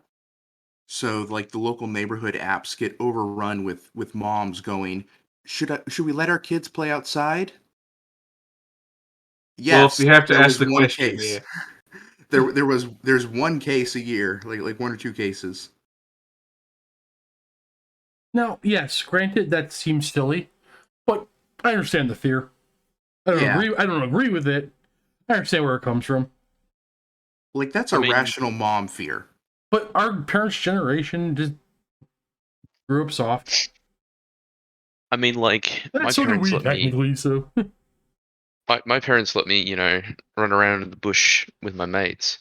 And, like, dude, I don't know if you've ever been to the Australian outback, but... Won't go. Everything there wants to kill me. Won't do it. Won't go, yeah. So... You literally live on Catachan. No, thank you. Yeah. I'm not. That's not the way I'm going to go. I'm going to fight a bear, not a tiny scorpion or a snake. I'm not an idiot. You can fight a crocodile. No, I don't want to fight a crocodile. Even though when I was a kid, watching Crocodile Dundee, watching him kill the crocodile in the second one, I thought that was pretty badass. Yeah, but I figure I'd panic and drown. So doesn't seem like a realistic goal for me. You got to get it on land, find it on your terms. I mean, dude, there's so many times where you're just walking around, you're like, oh shit, there's a snake there. All right, well, let's walk the other way. Yeah, I can't live life that way. That seems ridiculous. I mean, you can, and I have. So, you could always fight the drop bears, Steve. Yeah, I heard about them. They're too deadly. They sound terrifying. Too deadly, man. You can't do it. My favorite part about that is the fact they have chlamydia. What? Yeah. Hold on. Yeah. Hold on. You're gonna get me demonetized for spreading this information. No. You're gonna get warnings on your video. Yeah. Here's some information about drop bears. It was an educational video. Educational video. Yep.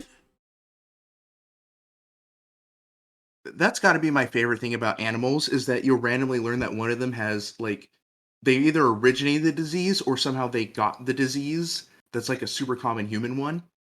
And you go, how did that happen? You don't forget armadillos have leprosy. Wait, have you ever guys seen a wet drop bear? Koalas in the rain. Yeah. Yep, koalas in the rain. Have you ever seen a koala in the rain? That is terrifying. I mean, they're already goblins. I can't imagine Well, that I they just- improve.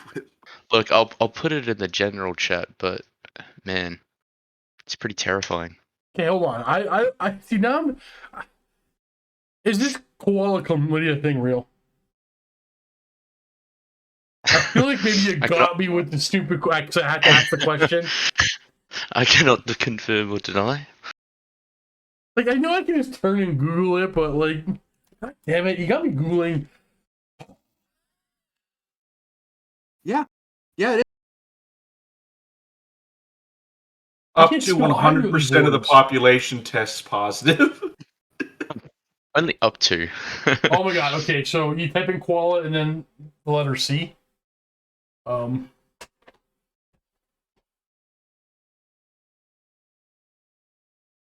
What the heck? Remember correctly, hedgehogs have herpes. The weirdest things you find on it. So That's very odd. I don't know what's wrong with your continent.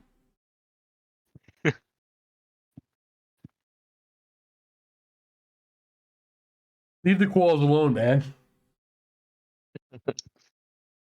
All right, Would you anybody rather here fight- have a good tip for putting yellow over top of black? Don't. Just put it over white. I don't know why I didn't think of that. What the hell happened here? Actually, yeah, put white first or grey, and then go up to white, and then do the yellow. That's what I do. I'm thinking about brown. Yeah. I'm painting my Bretonnians at the moment. Got me excited as soon as I saw it up. I think white might require too many layers. I'm gonna try brown, even though most of you said white so far. I'm gonna go another route, ignore you all.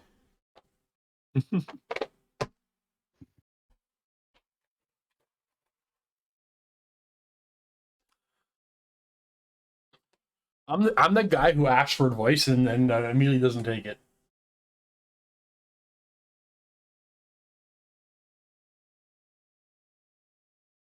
All right, Carl, thanks, bud. We're gonna go with the hat in the second part of your sentence.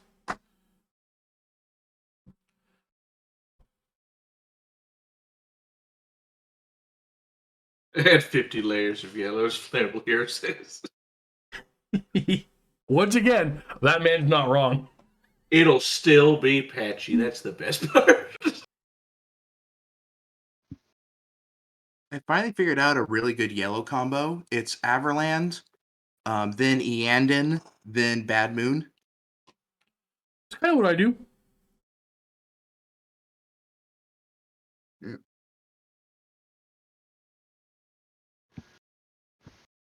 Out of all the contrasts, Bad Moon cannot stand on its own. It cannot. Which one's Bad Moon? Is Bad Moon from the first batch? I think so, yeah. Yeah, there's one yellow from the first batch I don't layering. like. I have a Yandon. I love a Yandon. Imperial Fist is awesome. And Bad Moon. Okay, so I do use Bad Moon, but I use it not as a contrast. I use it as a glaze. But you're right, as a contrast, it's not a thing for me.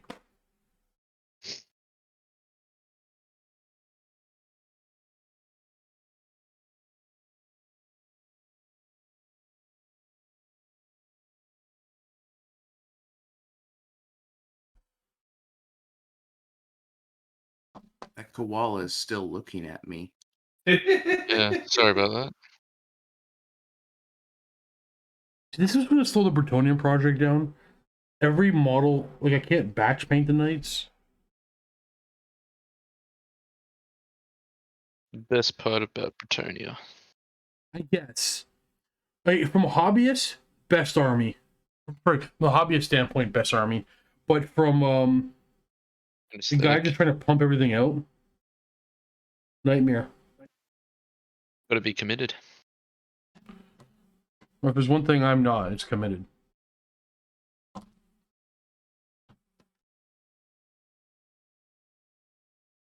Got commitment issues.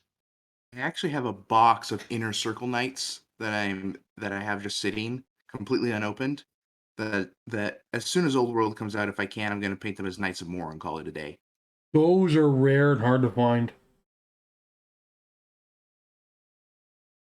I think I've discovered the rarest miniature to find though. It's Empire Militia, the old Mordheim kit.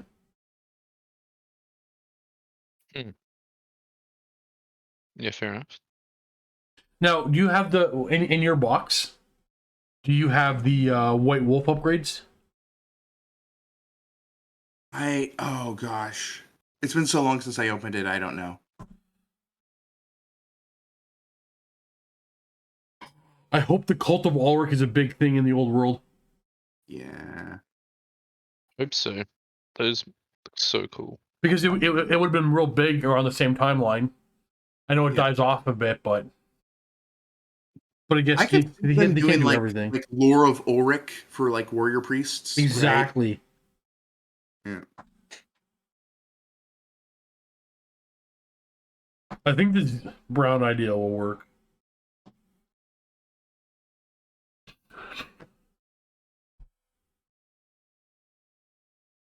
Is the yellow and blue pattern for your Brets your personal heraldry?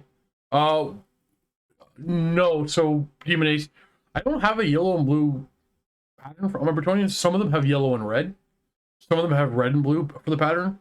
But every one of my men-at-arm units are going to have their heraldry based off one of the character paladins. So one of my character paladins has that same red and yellow dragon motif. And then my second unit of men-at-arms, which I'm going to be working on them tomorrow, probably, has the same motif as Lou and the Ankh, like the red and blue, and the golden lion.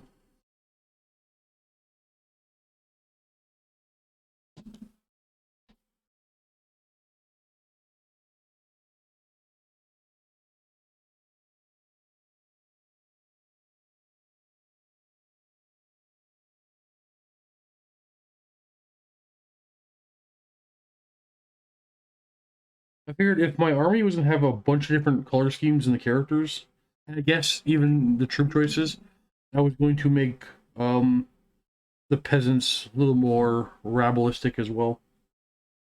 Is that a word? The word now. Rebellistic.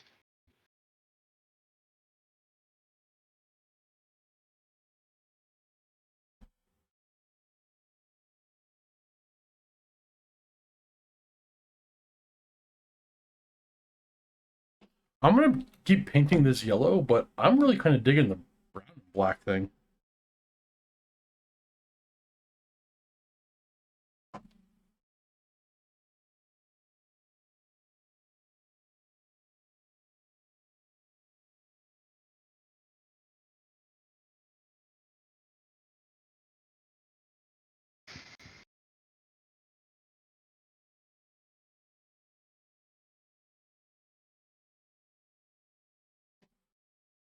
Sigmar Galt Ulrich is saying that I was here.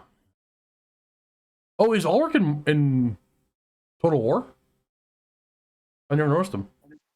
I don't play Empire, though. Hey guys, I happen to be painting another Bret myself, and I thought I would stop by and say hi. Well, hello, my dude. What is the best Warhammer Fantasy Edition? Buddy, you just opened up a can of worms. Oh, For this long conversation. That Depends is super subjective.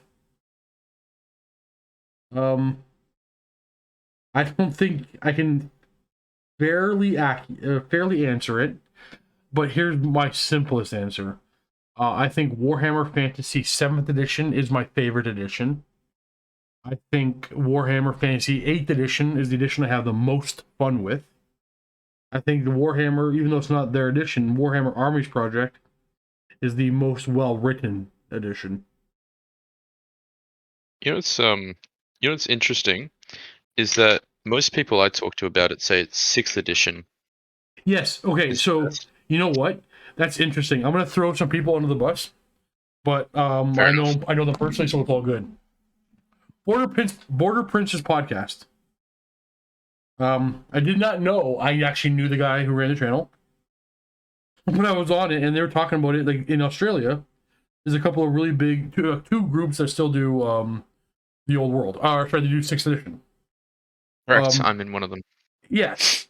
So I'm like, well, I said, okay, yeah, it's a good edition. I used to think of it as my favorite, but it's not anymore because I went back and played it and I remember there's some problems. And I asked them, like, why do you prefer 6th edition over 7th edition? And they couldn't answer it because they didn't know what the difference was. So if you think 6th edition is the best edition, there's like only 3 differences from 6th and 7th.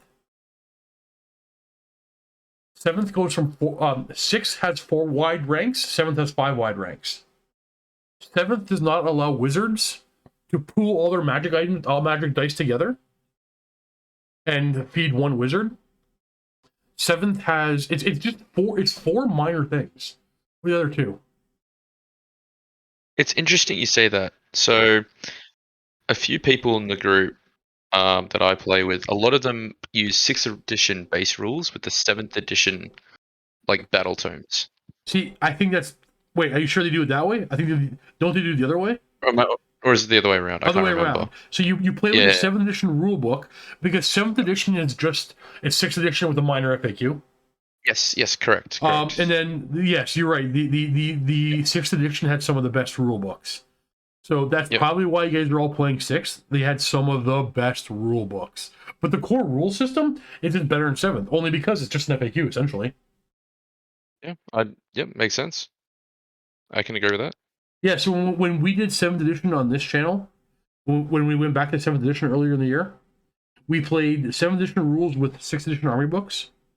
And just before we switched off and went back to 8th, we played with 7th edition rules and 7th edition army books. It was like 2 different editions in one edition.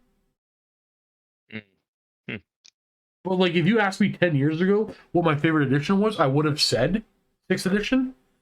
I remembered as my favorite, but then when we went back to play it, I'm like, oh, it's actually not 6th, it's 7th I like. I forgot about these minor changes because they're basically the same edition. That it's the same thing in my head.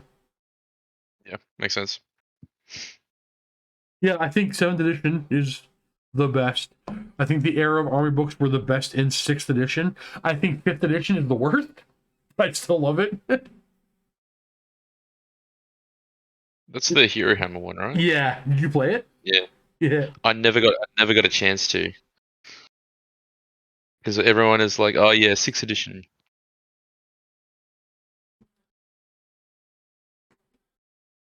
I've only played 6, 7, and 8. Still wanting 1st edition to be shown. It can't be shown because 1st edition isn't actually an actual game, really.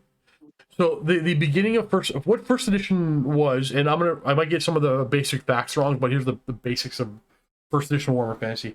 A couple of guys were creating miniatures to play with in Dungeons and Dragons, and they said, "What if we just made like 15 of these soldiers instead of just 1 or 2, and played like a war game and kind of made a game with it from there?"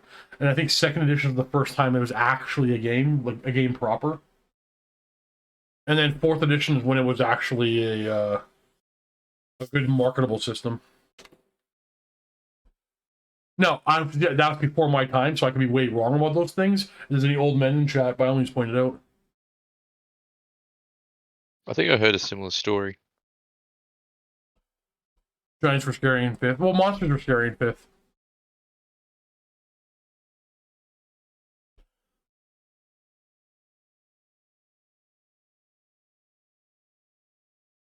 Oh no, I wanted this part to be yellow as well. My favorite part of the Games Workshop origin story is that when they were contracted by Wizards of the Coast to like do all the D&D stuff, they totally lied and said, "Yeah, we're massive." But Wizards of the Coast was also lying and saying, "Yes, we're huge here in the States." And then like years later they went, "Oh, okay, so we were both okay." Wait a minute. I thought they did it independently. I thought they just made their own miniatures and then made their own game. They were contracted by Wizards of the Coast to distribute Dungeons and Dragons stuff. I didn't even know they were around back then. That's all. Yeah, interesting. Yeah, and then they're like, and so they both totally lied to each other because this is like the 80s, and they're across the pond, so it's really difficult to check like how big someone actually is back then. And they're like, "Yeah, we're huge." No, Demon Ace. What you're thinking of is if you lost combat to something that had the fear special rule, even if you only lost by 1, you automatically break and run.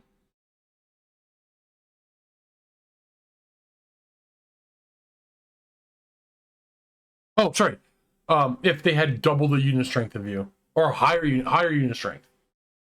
Is it double or higher? I think it's higher. Yeah, higher sounds right. It's kind of broken. That's the era of you are always 1 failed fear tech or combat from losing the game.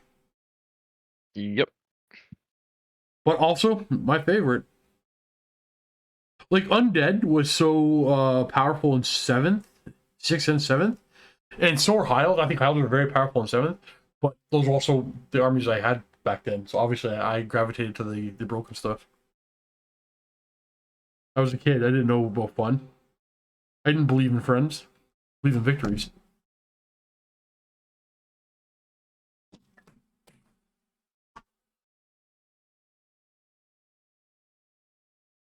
Games were destroyed when they became a public company. You think so? What was their main difference when they were private to public, in your opinion?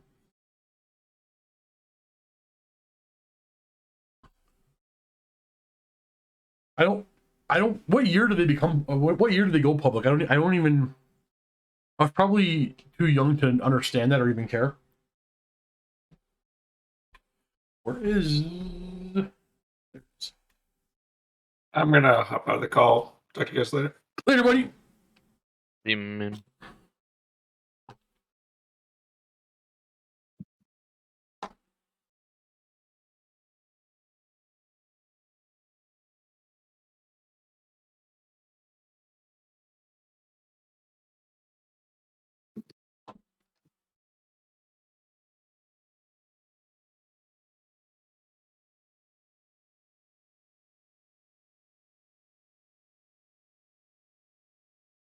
Brown was the right idea.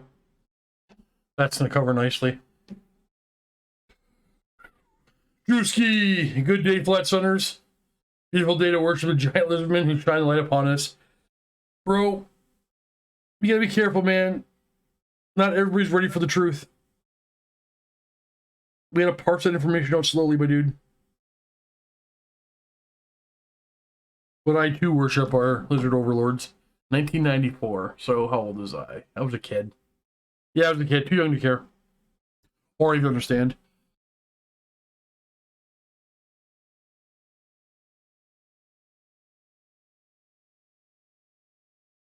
Hey, Drewski, have you considered taking your Votan off the shelf and painting them yet?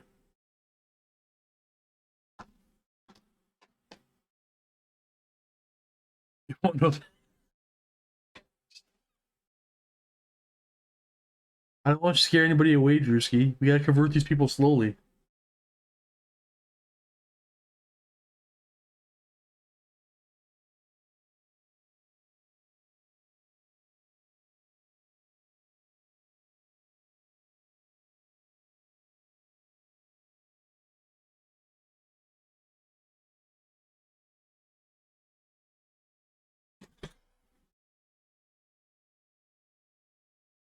Well, I think Drewski, as all of us here who love miniature wargaming, we thank you for financially supporting Games Workshop so that they can continue to make games, models, and rules for us.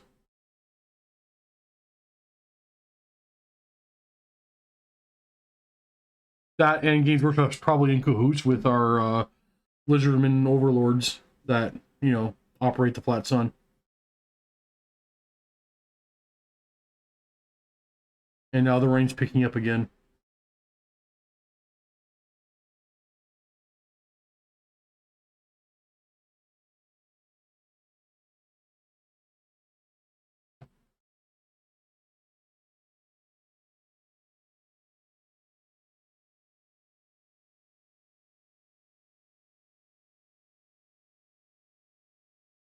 Boo, Votan, boo. All right, Demon Benji, break it down. Why are you booing the Votan? I'm ready to fight you. Verbally, YouTube. Verbally.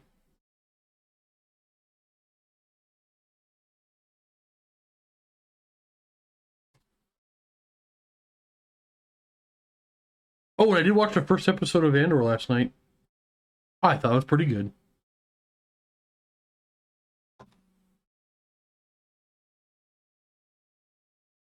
It's slow, but it's a good kind of slow. Yeah, that's exactly what I was thinking. It's not like Kenobi where I'm just like, oh, so they spent an entire episode doing nothing. Okay. I didn't watch Kenobi. I'm too afraid to. I don't want to dislike it. I'm legitimately too afraid to dislike it. You can skip.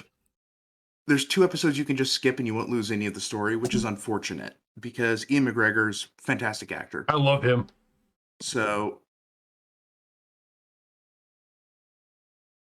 Well, it's like the first 3 episodes of WandaVision. Like, why? Why? That should have been a 5-minute opening, not 3 full episodes. That's probably the worst decision in all of television history. Demon Benji says, I don't know, the internet told me to hate them. Now that, my friend, I respect. The darker green goblin skin, I use warp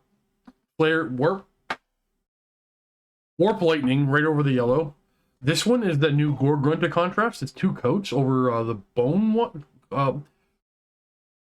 Bone contrast. I can't remember the color of the bone contrast paint. But this is Gut Rippa. I really love Gut Rippa. Wraithbone, thank you, Demon X.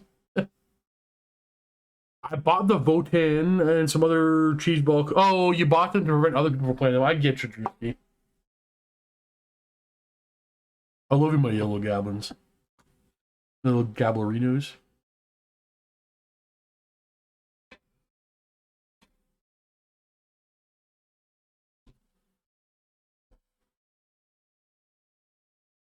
I'm using a really terrible brush. I don't know why I'm doing this.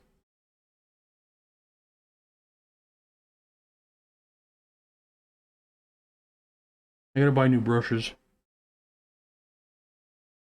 I do not take care of my brushes. I treat them like crap. Just go buy new ones, but when they get to a bad state, I take too long to replace them.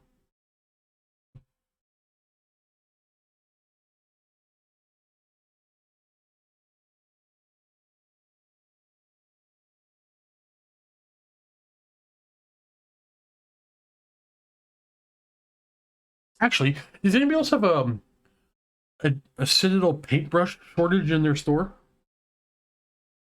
The store hasn't been restocked in paintbrushes in forever.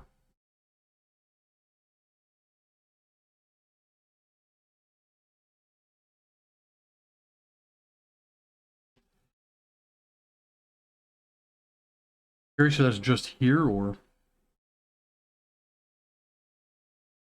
do you guys not even use what kind of paintbrushes do you use? Is not even Citadel? The cheapest brushes I can get. What brush are you using? $8 for like 20. Oh man, I don't like those. I actually Dr. V sent me a Winsor Newton Series 7. It's my favorite brush. I'm probably gonna order a bunch of these. I love these things. I'm not a painting snob. I never went to art school. I don't know nothing about these things. But using that brush I said I noticed like whatever it costs is worth it. Interesting. There was this kid that worked at Mini Wargaming years ago. His name was what's his name? I'm brain farting. Jordan. He worked in the store when Mini Wargaming had a store. And he would use these nylon dollar store brushes that are absolutely like I don't know how to explain it. It's like trying to paint with like hard plastic. Well, geez, the ones I get aren't that bad. But like they probably cost like 25 cents for 30 of them. Like these just terrible brushes. And the kid was such a good painter. He could do amazing things with them. Goes to show you, it's not always the tool. Technique carries. Like he knew Definitely. how to he knew how to take that thing and put the paint where he needed it. Interesting. Yeah, I remember I went to a tournament today for 40k, and I was fighting this guy. His whole army all airbrushed, and he was like, he says, he's just really lazy in that he just airbrushes his entire army like 3 colors, and then he just doesn't have the patience to sit down with a brush. I just thought that was interesting. And is he able to hit the spots he wants to hit? Yeah, like his army looks great, but he's like incredibly disappointed because he just doesn't want to pick up a brush. Hey man, And if he could put the army on the table with just an airbrush, I wish I could do that. Yeah, that's what I told him, man. I'm like, dude, it takes too long, man. That's he doesn't understand the power he has. Yeah.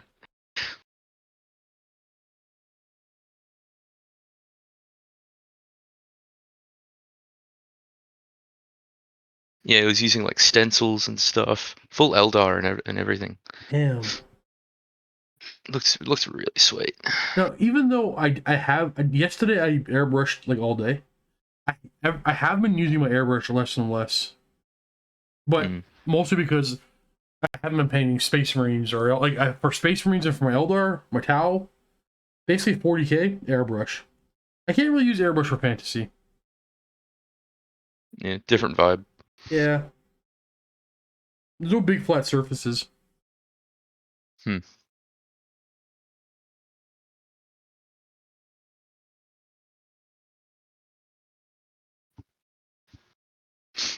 I mean, it won't work for my Bretonnians, but oil washing is like when I do my Chaos guys, my Warriors of Chaos, my Marauders, my Norse, whatever I play them as.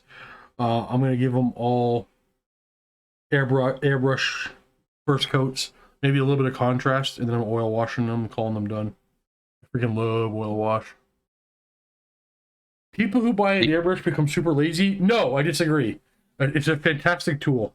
Anybody can become super lazy. Anybody can. But just because you buy or use a tool. Hey, you know what? This yellow over the black? What did I use first? I used XV88 as the base. And then I put on the base Averlin. Now granted, it's gonna be a much brighter than that, but like it covered very well with very little work. I am super happy with this.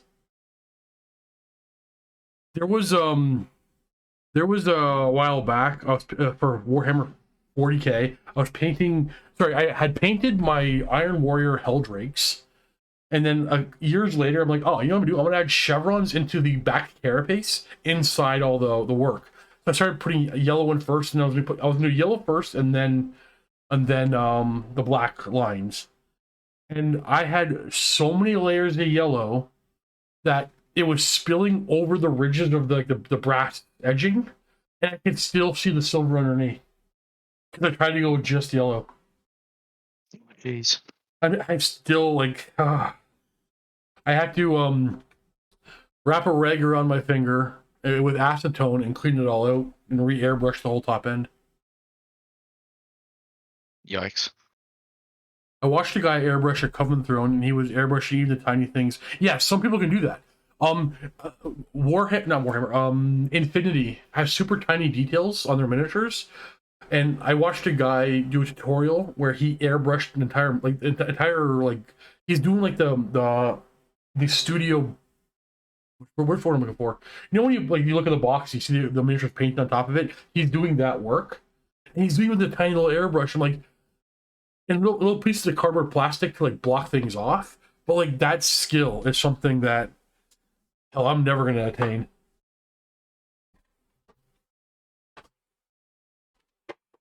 This one.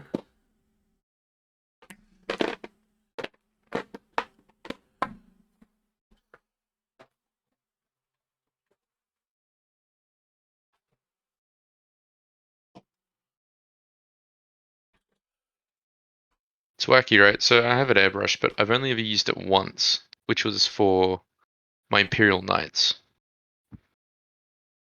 And that was it. I've never used it for anything else. How come? Why'd you buy it then? Literally for that. And then I was like, oh yeah, I'll use it for other things. I never did. No, it just sits on my desk and it mocks me every day. I can't think of a Warhammer Fantasy project I would use it with, but I don't know. I couldn't paint nearly as much 40K stuff with the airbrush without an airbrush. It does too much work. It saved me so much time. Actually, speaking of knights, you know what was really interesting at the tournament I went to today? You know what counted Leviathan Tyranids? Weirdly enough. What? Not knights. Yes, Imperial Knights. How? House Tyrannus. What's their special rule? So they have a 6-up fill no pain against non-mortal wounds, but mainly you have the Knight of Mars, which you can give to one of your weapons +2 damage. +2 damage. And +2 damage to its characteristic, and adds 1 to its strength as well. And then you have the Knight of Mars trait, which means you can have a once per game auto win roll of 6, or auto whatever of 6, but you're going to use it on a win roll. Because you spend the 3 VP on 6s to wound do mortal wounds on a thermal cannon, which will be, I think it ended up doing like, in one turn, he did like 50, 60 mortal wounds. No, and just that's wiped the floor. There's got to be a little bit of luck there, but that's skill that, like, Knights are not dominating the meta. Like, they're just not going to, right? Well, for reference, he came 3rd in the tournament out of 72 people. But and to counter that, like Orcs took a GT recently. Yeah, they're the worst book in the game.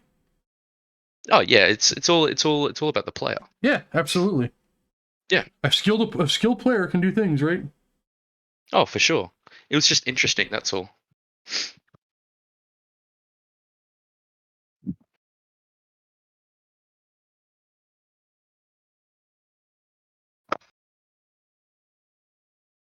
I'm happy that Tyranids didn't just win. No, they didn't even. I think the best Tyranid player came 16th. How many players? In the tournament, 72. Okay, so he still did very good. Yes. I was in the tournament. I came 7th, funnily enough, as Death Guard. So a thing that people, I think we all know this, we have to remind ourselves regularly is, tournament standings, tournament statistics, they're fun to talk about, but they're not a fair representation. Like, those people, the people at the upper end are on a different level than most of us. It's a very skewed view. Like, Scari's probably not gonna... Okay, Scary, who I work with, he's a regular tournament player. He was on the Can Hammer team and all that kind of stuff. Like, what's the... Tau is an amazing army. He could take Orcs, an army he's never played with before. I can play Tau, where I've got some experience with. They're super top tier. And the smart money would be to bet on him to beat me. Oh yeah, it's always about the player. Yeah, and especially when it's in higher level of play, it's less about the armies and more about the players. At least in my experience. Yeah, no, you're right. Well, at least I agree with you. Yeah, fair enough. There's a better way of saying it.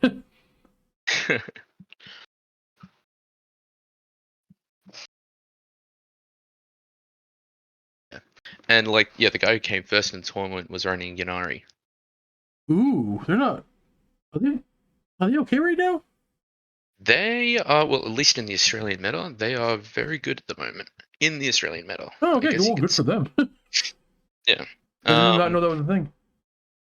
Yeah, the main model, man. It's crazy good. Just hard to catch, especially in a good when in the hands of a good player. I played Inari just in 7th edition when they first came out, when they were busted. Like, oh, you just shot at one of my units? I'm gonna take a turn. Oh, you gonna move that unit? I'm gonna take a turn. Do you really want to go over that objective? I'm just gonna take a turn. Hey, my turn's over, but real quick, I'm gonna take a turn. I want to say there's a bat rep on Mini Wargaming from around that time that's literally 20 minutes long. Okay. Because of that. Hilariously, these coincidences are too funny. The guy in that bat rep was in the studio last night, and we were talking about it. That's like, well, okay, thanks for coming out and playing. Well, it's my buddy Ben, and I called him like, hey, dude, I have to review this book, and I have to do a battle report, but this thing is busted. I need you to come in and take a loss. I don't want to do this. Like, I don't want somebody to come in from, halfway around the world, come in for a battle report, and then have to play against Inari. Like, it's going to be a bad time for them. Come in and take the loss for the guest. And he did. Good man, Ben. Well, good on him. Losing with grace is a hard thing. Oh yeah, no, Ben's I love the kid. Just take another chin for the audience. One of my very first games of 7th, I had been out of it for a while. I come back, and I just have Dark Angels. And I'm feeling pretty good about myself. And my opponent, for some reason, decided in the middle of this casual game, it's explicitly a casual game, that he's going to bring the Space Marine drop pod formation. I know you're talking about. And it's like, and I'm just like staring at it. It's the end of turn 2, and he looks at me, and then he just smirks, and he's like, "You got anything else?" And I was just like, yeah, actually. Why do you play this army? And he just like stared at me like I had just spoken a foreign language. He's like, I want to win. I'm like, yeah, I can see that. Yikes. I mean, to be fair, 7th edition, like, I think Yanari coming out, towards the tail end of that was kind of just like representative of the sheer power creep that edition had. It was unfun to play against. Well, the power creep wasn't like, I'm not saying power creep didn't exist in 7th. It definitely did.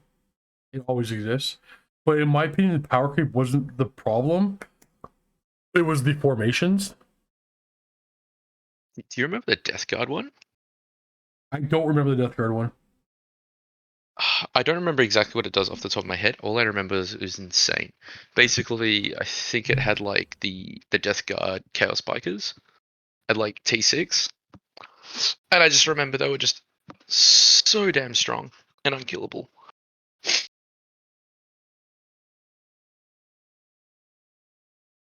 I just remember one of the there was tons of formations. Obviously, all the free vehicles the Space Marines can do. We had this kid come in, and I'm talking a kid like 9, 10, 11, 12 tops. I can't remember. And I'm like, okay, well, obviously I'm gonna play down to a kid, and he's playing Tau. I'm like, whatever, it's a kid. Like, I'll be fine. I'll play Astra Militarum. Astra Militarum was terrible at the time. But I'm gonna bring just a bunch of tanks, have a good time, let the kid play around and kill a bunch of stuff. He had a bunch of burst cannons, just strength 5, back in the era of armor facing. I'm like, oh crap, I'm gonna change my list real quick. I think you're gonna have trouble with this. He's not at all anti-tank. He's like, no, I'll be fine. I'm like, no, kid, I'm gonna change it. Like, no, please don't, I'll be fine. I'm like, all right, whatever. We'll just play real fast and then we'll do another one or something. I don't know. He like tabled me on top of turn 1 because the freaking wall of mirror. I didn't know there was a wall of mirrors rule where all these burst cannons and things were hitting rear armor. So all these strength 5 are hitting armor 10. Just dropping tanks like crazy. Jeez. Formations, man. Yep. You know what? It 7th was edition. fine. 7th edition without formations was actually pretty fun. 7th edition without formation is my favorite edition. Mm.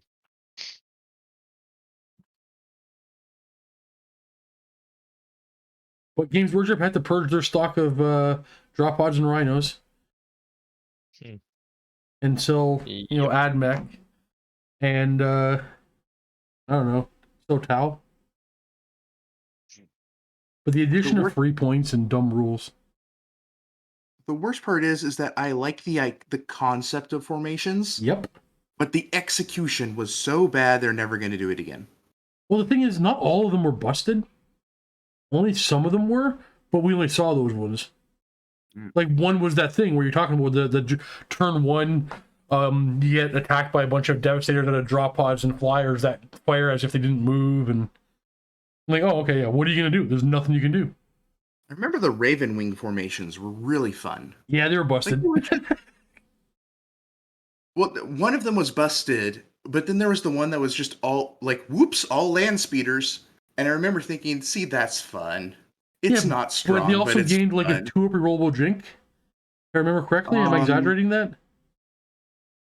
They could get, that was turn 1 if there was night fighting. If there wasn't, it was 4-up. But it was rerollable, and the ones with Skilled Rider had a 3-up drink. That's what it was. Yep. So 4-up rerollable drink, 3-up rerollable drink on other things. And it didn't really help you stay alive at all because that was the addition of everything gets to reroll. Well, arguably so is 8. Yeah. Yep. And now my aura is 18 inches. Haha. Yeah, but now we have we have 2 rules in the game that drive me bananas of increase auras by X amount of inches, except for this aura. This thing turns off auras except for this aura. I'm like, come on. Stop. What's the aura keyword mean then? Like the Voton have this thing where they increase the range of their auras abilities by 3 inches, but specifically not this ability. It would be too good. So Things that turn off auras don't work on Death Guard. Yeah, the helm. You can turn off auras, and then there's the one that increases auras, but doesn't increase beyond 12. Because that would be too busted. Or the Death Guard rule as a whole is an aura, but nothing that turns off auras can work on against it. Well, it's technically not an aura, but it is an aura. It is an aura. It is an aura, but it doesn't have the keyword aura. I have a friend that plays orcs in 40k, and every time he brings a list to a GT, Games Workshop releases an FAQ errata that nerfs the list he brought. Well, orcs, for some reason, get nerfed every time there's a errata. They're not always major nerfs, but they always get a hit. Every time. I'm convinced it's because somewhere in GWHQ there's someone who plays orcs really well, and whenever they have friendly games, it's like, okay, Chuck, can you just let us win? No. Luca has a theory, and I think he's right. Orcs are not meant to win. They're supposed to be a joke, silly thing in the game, and nobody has any respect for them at Games Workshop. I'm like, okay, nothing else can be true. That's got to be it.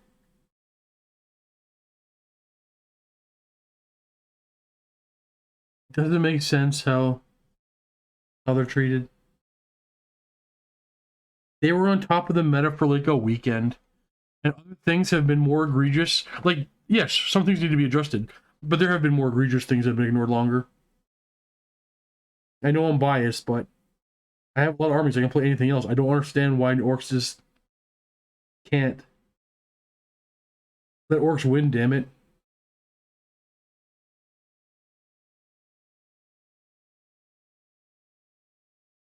Let orcs be a melee army for a change. Orcs ever since 2nd edition have been a shooting army.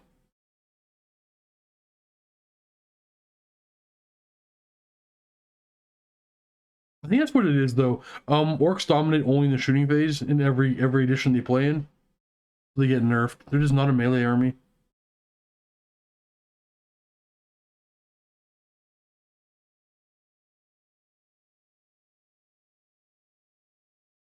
This part here is a little fucked up. Oh, sorry. This part here is a little messed up.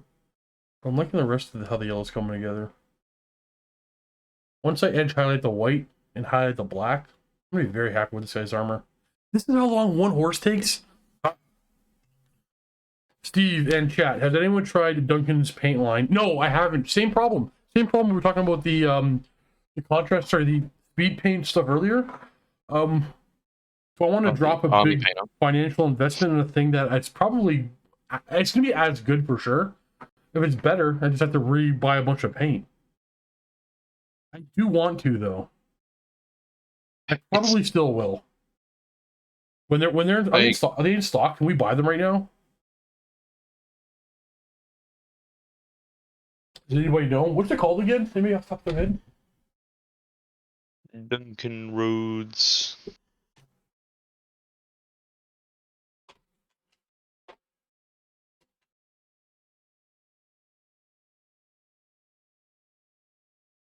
The name, oh, toothing coats.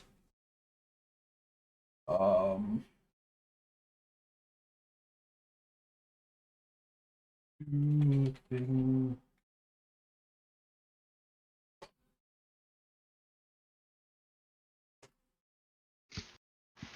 Go right to the website, right to the horse's mouth, as you say. Can we purchase this? Oh, his website's not bad. My favorite Duncan moment was still the one that Dave made when he went to when he went over to Nottingham. He made a video where he like kidnaps Duncan and throws him in a like closet with 2 thin coats. Yep. Be back in 1 second. Use the restroom. What about that? I was like, okay, now that's a funny deep cut. Yep.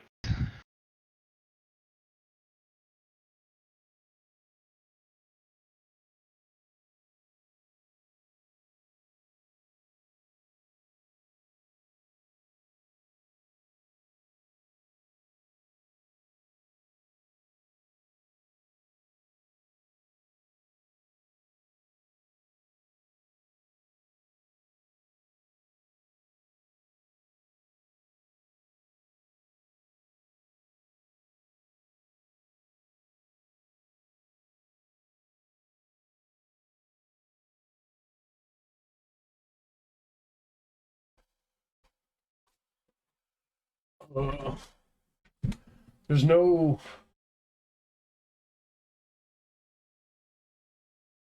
I don't think you can. Maybe I'm confused on this website, but maybe you can't.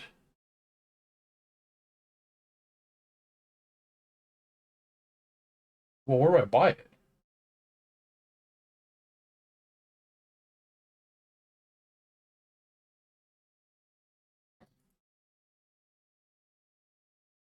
Well, apparently it's too hard to buy. I don't know how to buy it.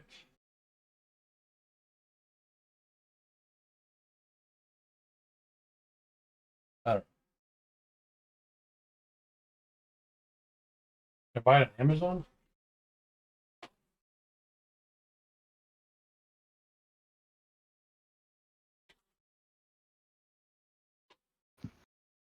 Nope.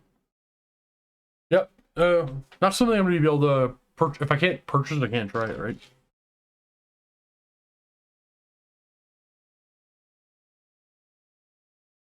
Yeah, there's some ghosts. There's some ghost chat, man. I'm okay with that. I could cohabitate with the spookiness. What membership level gives you access to voice chat? Oh, I think only Rock Jocks and Peak supporters, but I don't enforce it. So if you want to jump in, Flammable Hero, jump into like the Vermintide box room and I'll drag you in. It's not like it wasn't the idea that we're gonna do, but we're gonna restructure a few things before we implement all that kind of weird stuff. Weird with the beard. It's just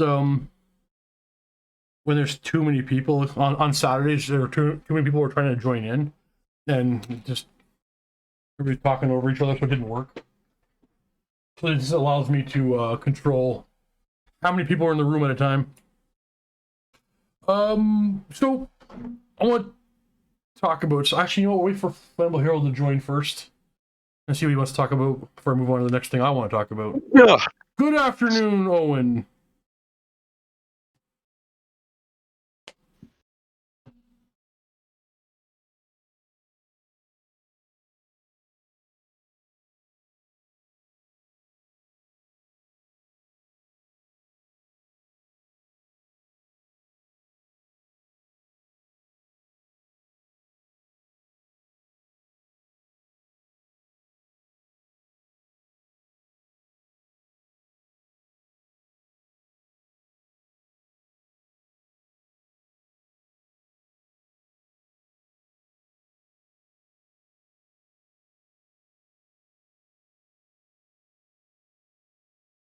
Flammable Hero, welcome to the chat, my dude. Hey, is this working? No, we can't hear you. Okay, I didn't think so. No, I'll let you know when we can hear you. Appreciate it. I'll just wait. Is he balanced the rest of us? He sounds a little loud for me, but maybe not. Don't adjust to your end. I adjust everything on my end, Flammable Hero. I think we're good. I think I'm gonna leave it. What's on your mind, my dude? Just trying to hang out? Yeah. How come you don't have an accent? I forgot it at home. I thought you were from one of the Nordic areas. No. Are you American? I'm not. Negative. I'm a meat popsicle. Also, meat pots. Oh yeah. Assuming you get that reference. Very much don't. Oh. Come on, you've never seen Fifth Element? Oh yeah. Fantastic movie, actually. Multipass? Multipass? Chris Tucker was still good. I just realized I'm gonna go to bed. It's 5 a.m. Oh, buddy. This is when you gotta wake up. Yeah, well, I only realized because the birds are chirping outside. Jeez. And I'm like, oh, well, that's not a good sign. Well, So I'm gonna try and get some shut eye. join us in the next one. We'll always be here. Yeah, for sure. Good luck with the painting. So yeah. Giving some yellow highlights, getting this thing popping. So, Steve, you're American? I am not American. Well, yeah, sure, I am American. Technically. I was just happy to see you painting some Bretonnians again. No, I've been working on them quietly for a while. But, like, I have a... Oh, they're not here. I have a bunch more done that I gotta bring into the studio. I'm really liking the yellow. Oh, where's my camera? There it is. This is gonna be nice when she's all done. So, Flammable Hero, you're gonna have to weigh in on this because I suspect I know where you stand. However, as of the 1st of October, I will be... Yes, this will be the Questing Lord being painted. That is true, Mama Bison. I will be recording Age of Sigmar. Now, I know this is going to be a very contentious thing for my community. I know people are going to hate on it. I know the second I upload an Age of Sigmar video on my channel, I'll be inundated with thumbs down. What are your thoughts on seeing Age of Sigmar pop up on the channel? Like, it's going to happen no matter what. Well, I want to know what's in your head when you see it. I mean, if it's going to go up on the 1st, that gives me a couple days before the renewal to go ahead and cancel. So yeah, no, see, that's the thing. I appreciate the heads up. I want everybody to have the chance to cancel.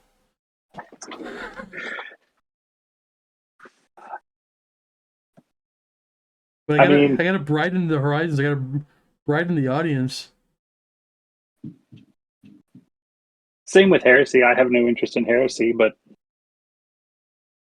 so Fantasy will always be the #1 and favorite game, and I gotta communicate I got to communicate to the haters of Sigmar on this channel that it is something that is going to drive revenue so that I could continue to do the fantasy stuff that I want to do, right? So yeah, it's something I'm not overly worried about it, but I gotta figure out how to like deal with the auto haters right away. I mean, I don't know how you could. Just making What's it going to happen? even more cinematic, because the thing that I've always loved about AoS is that it's naturally more cinematic than fantasy. You have to. Why do you say that? I think part of it is because instead of dealing with a static guy standing in a block, right? The poses are more, it's essentially like it's meant to be this almost movie style experience, right? Where when you look at a table, you can see it flow if you have the models positioned any kind of correctly, right? Where it just looks like it's active and moving. And I think that if you leaned into that, it would just make it look better, because the last thing AoS needs is like static. So like things need to be flowing. I don't disagree with what you're saying. I don't think you're wrong. I just don't know if I fully understand what that means, other than like as you're saying that, I hear the words coming in your mouth, and I'm thinking, are you essentially just saying that it's newer models, newer sculpts, and there's just things look more dynamic? Is that what you're saying? You think? Not. It's like 30% that.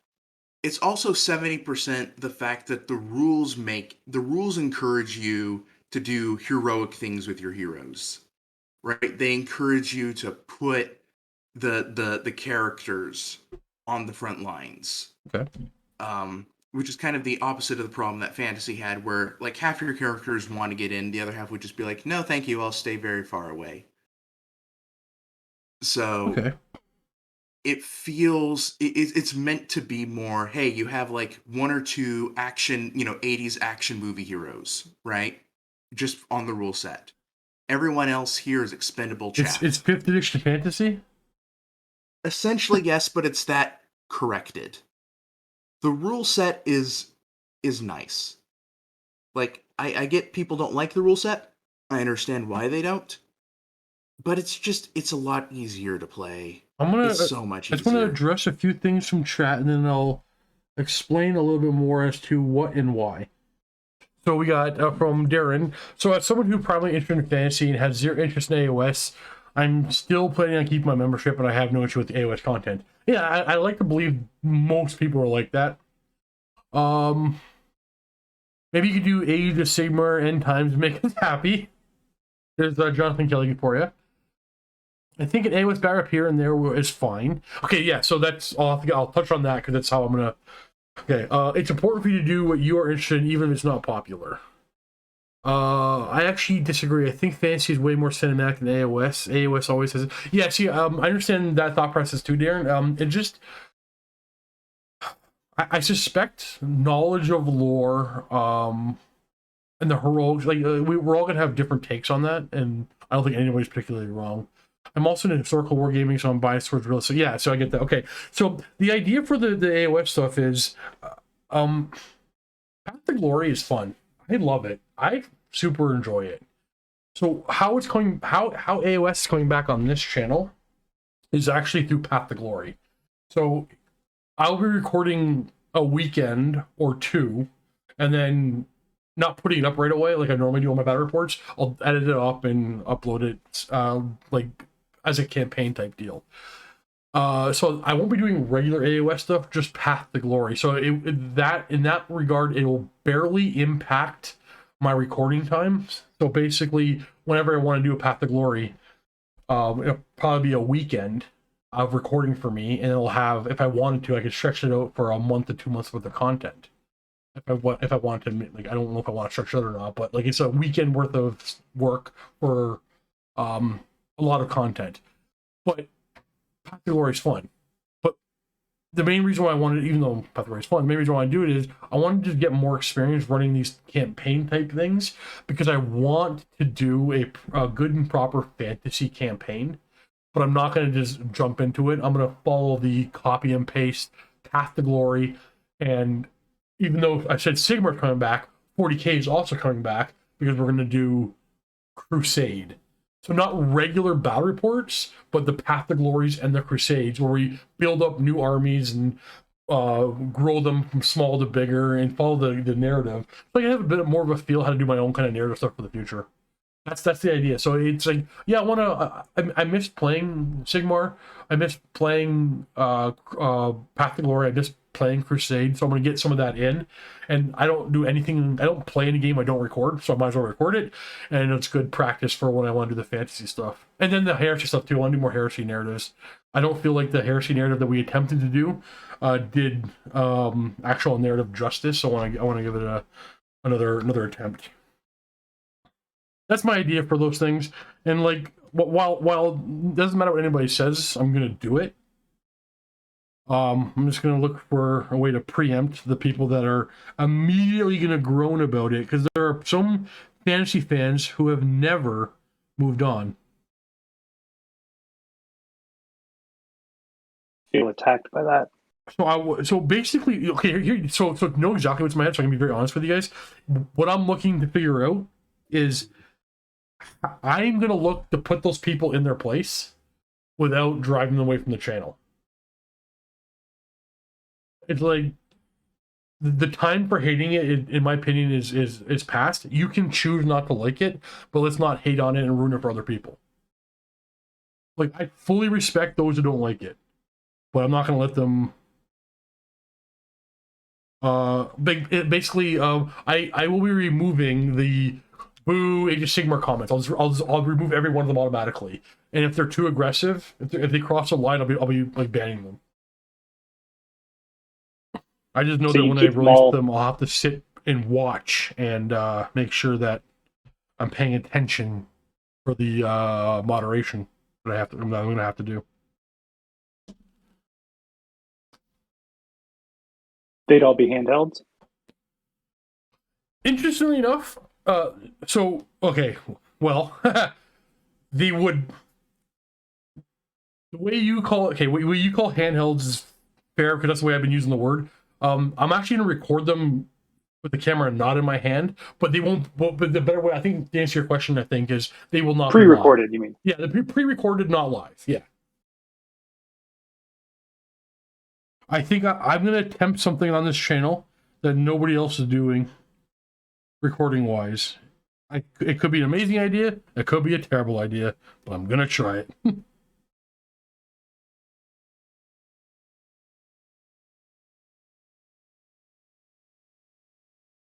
the end times weren't so badly written, I don't think there would have been as much hate. See, I don't think End Times is badly written.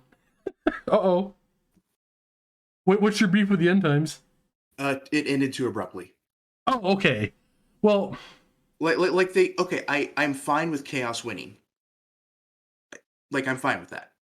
What I'm not fine with is them, like, forgetting people, like, just straight up forgetting that characters exist. Like, Kolek just disappears.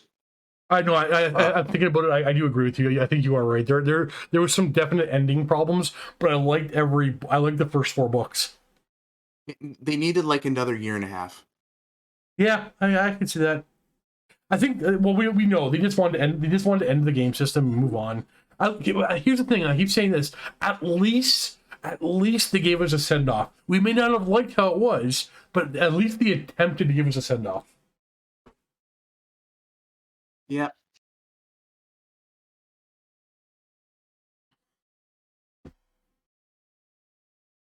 I thought I'd never move on until I watched a few AoS backups on Mini Wargaming. I feel AoS is better if you see it as its own thing, not a new... Yes, exactly.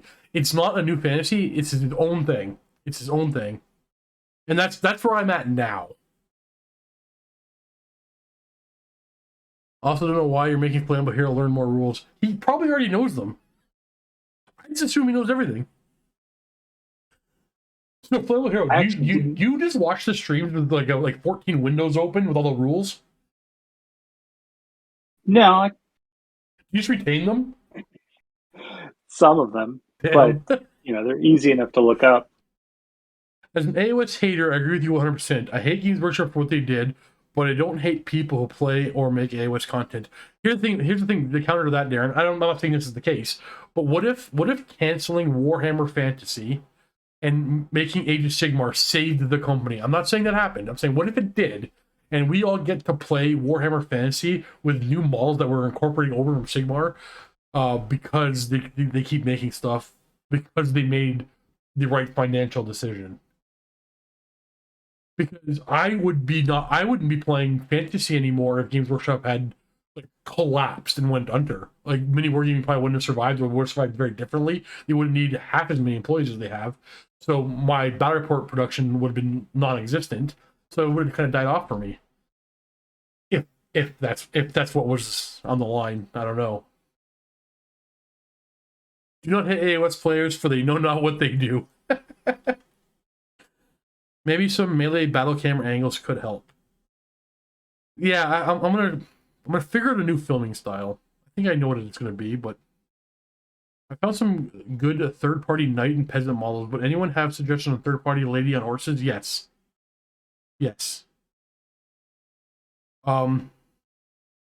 Aiden, go open up your browser, go to My Mini Factory, and just type in the word Bretonia or Breton, and start scrolling through. There's one company, I don't own the model, I don't own the file, so I can't remember off the top of my head what it is, but there's one that makes a perfect damsel on Bretonian horse stand-in.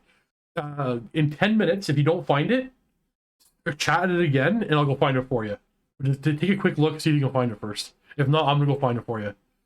In fact, you know what? In 2 seconds, I'll go look for it. That's totally valid. I'm just salty because I was getting into fantasy the year they nuked it. Yeah, a lot of people did. I'm still sad that happened, but at least it's coming back. It's a rotten apple better than no apple at all. Well, if you're starving to death, chat man. I wasn't even in the hobby when End Times happened. Yeah, a lot of people, like, same as Luca. Luca played 40K, not fantasy. He tried getting into Age of Sigmar. He bought some models. They were on square basis still, and didn't really dig it. Like, he kind of played it a little bit, wasn't really a thing for him. I'm like, hey, you want to try playing this game called Warhammer Fantasy? It's on square bases. Come on in next week for Battleport. I'll teach you and record. He did that, and then because he was a manager at Tim Hortons. He had every Wednesday off. That was his day off for the week. He came in every Wednesday for a year and a half until we offered him a job. That's how much he loved fantasy. See, I stopped around 7, and then a couple years ago, I was like, "Oh, whatever happened to my Bretonnians?" Yeah. And then I found out. I think at the time the initial AoS stuff the AoS version 1 was terrible as a game system. That silly release, the joke rules were a little too silly. Was a slap in the face after some really So here's the thing, Greg. Here's the thing. Oh, Monsters Encounters is okay. Awesome, Aiden. So the same place I brought the other models. It must have been them. So Greg, Games Workshop put out they had a thought. I'm gonna speak for a company, right? They had a thought that people don't care about the rules or the game, they just want the models. So they put out Age of Sigmar. They were wrong. But they learned that. So they gained a lot of valuable information that allows the company to keep going, right? So as long as Games Workshop keeps chugging along, I'll be happy, man. They keep making money, right? I need them to.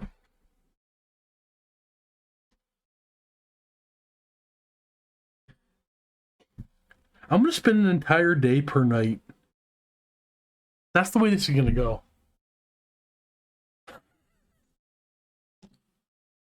I mean, that is about how long in the lore it takes them to suit up, so... Yes, yeah, that's true. I don't really mind it nowadays. Not really what I'm super interested in. Be doing a more squad level game, but I think fantasy has some benefits. So here's the thing. As a game system, I'm gonna say the tired old thing. To this day, I'm still not a fan of the random turn mechanic, but the person or the team that created the very first Warhammer Age of Sigmar General's Handbook and took that nonsense of a crap pile of steaming muck and turned it into a game, they did an amazing job.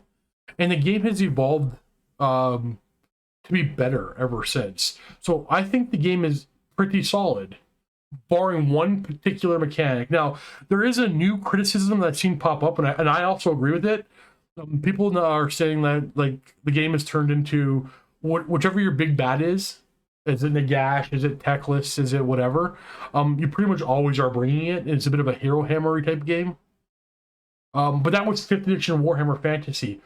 So, I mean, I'm used to the hero hammer thing. I never liked it, but I think 3rd edition Sigmar is it's a very well written game, barring one rule for me. And pretty solid. And honestly, the miniatures are pretty awesome. I'm really excited for 4th edition because that's the edition that removed that one thing. And maybe move away from all the powerful characters. Because I like more squad-based things and not like, okay, for example, I played my first game of Star Wars Legion. I didn't bring any named characters.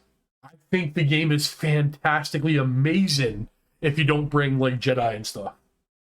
I don't want this one little thing just dominating the playfield. I want to like go back and forth.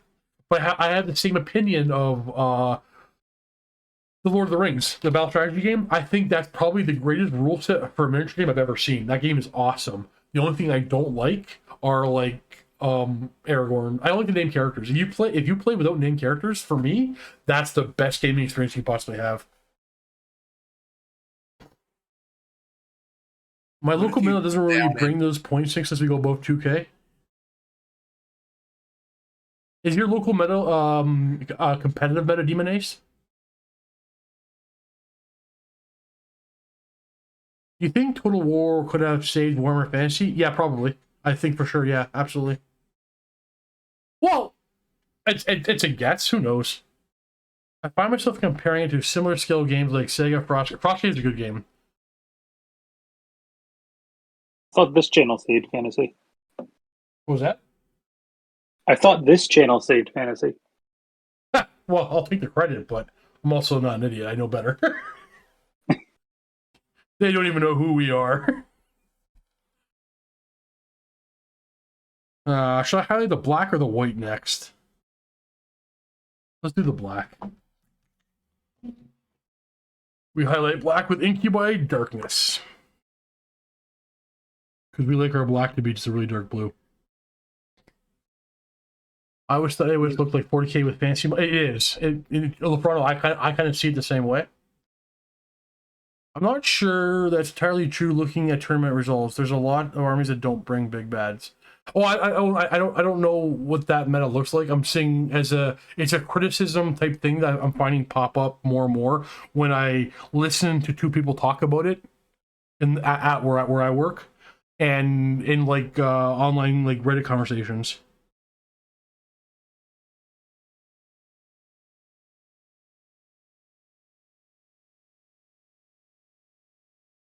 Those things have well, I was going to say those things have typically never been competitive, but that's not true. I see a lot of Kragnos. I see a lot of the big name dudes. I see a lot in the Nagash. I'm biased against Nagash. He blew up the old world. Or he started it all anyway. I guess it's more Manfred. Or Archon.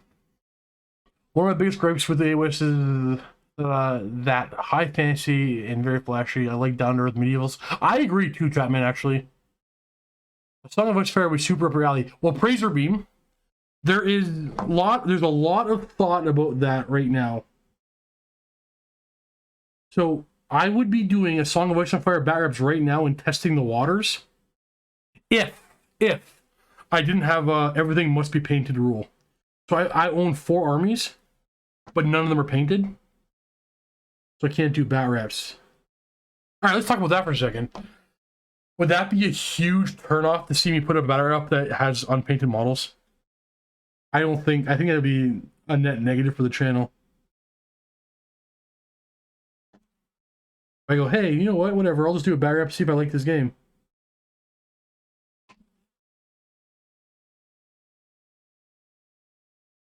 Who wouldn't care?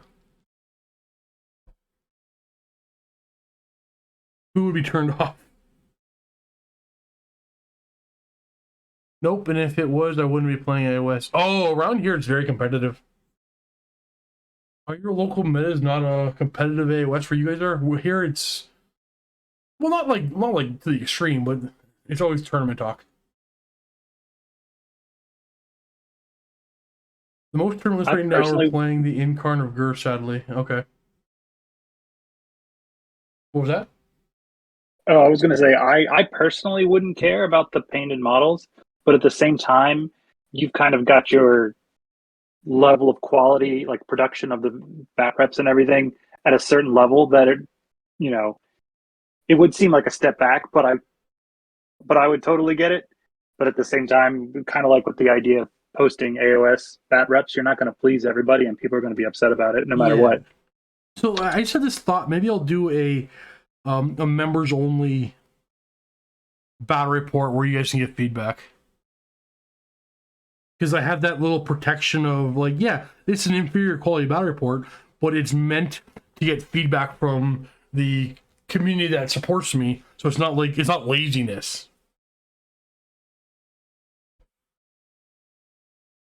I think that'd be a good idea for like a members only. Yeah. If it was members only, I think you could you avoid the problem of turning off someone who's, you know, like this is their first time they're seeing your channel.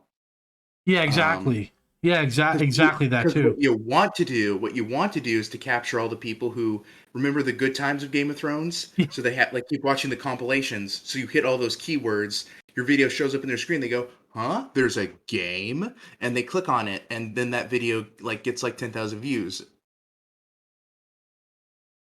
Yeah, and what I don't want, I actually don't want clicks from non-gamers because that'll actually be bad for me. So if a bunch of Game of Thrones fans click on it and they go, "Oh, I don't want this. This is not what I came here for," and they click off, my retention rate goes way down. And it's ultimately not good for the video. So that's why I wouldn't call it Game of Thrones. I have to make sure it's a call to Song of Ice and Fire and a bunch of stuff like that. I mean, YouTube's smart enough that even though I've never watched a Call of... I say this because I am that person. I've never watched the tabletop game. I've never watched a video. But the other day when I was doing marketing research for my job, I was logged in on... Yeah, I did the old incognito trick, so I could actually make it organic. And I put in Game of Thrones for the client. And it popped up. It wasn't at the top. But it was there. Because YouTube's smart enough to go, hey, A Song of Ice and Fire, that's basically Game of Thrones, right? Jeez. So, and I know I just said it would be bad for my algorithm. I think it would be, but I can't say for sure. If they watch it longer than 10 minutes, it's not. Yeah, exactly. You don't get penalized if it's longer than 10 minutes. But like the average person, they're gonna be like, I don't know. I'm gonna assume they're not gonna care. They're gonna turn it off. I don't know. I don't know for sure that's true. That was in my head. You could be the A Song of Ice and Fire guy who used to do Warhammer. I will never give up Warhammer. I love it too much. But like, I played a lot of Song of Ice and Fire off camera. I actually really liked it, but I know the edition's strange. This is how we lost the Cyber Hunter community. That's fair praise, Reeb.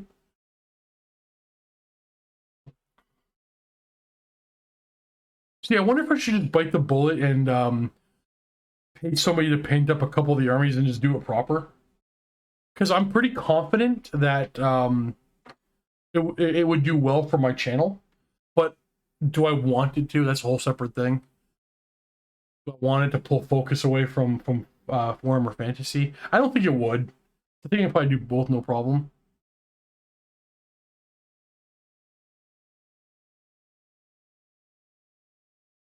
You've mentioned it before. Every time you switch to a new system, don't you see like an uptick in activity, membership, all that stuff? Yeah.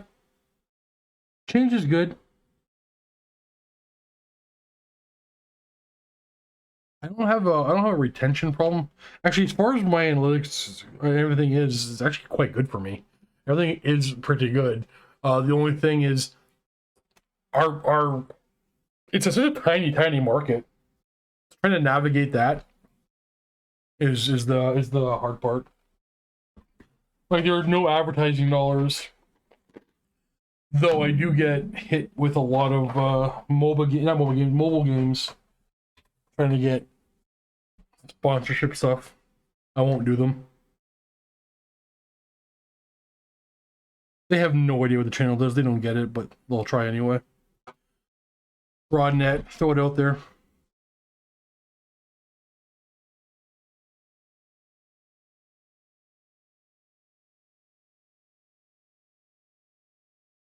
I'm just looking to make the decisions that allow me to continue to play Warhammer Fantasy. Well, Warhammer game, like allow me to keep miniature wargaming for as long as possible.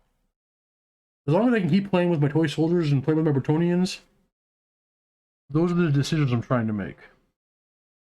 You know, Song of Ice and Fire might be able to help me do that. All right, I gotta head out. Nice talking with y'all. Later, buddy. We'll be here. Join us in the next one.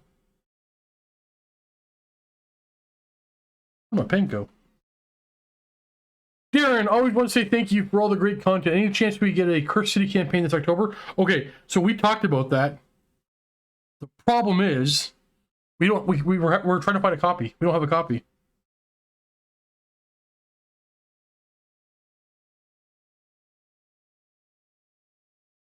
Any chance you have a copy of Curse City you can lend me? We want to do a Halloween special of Curse City, but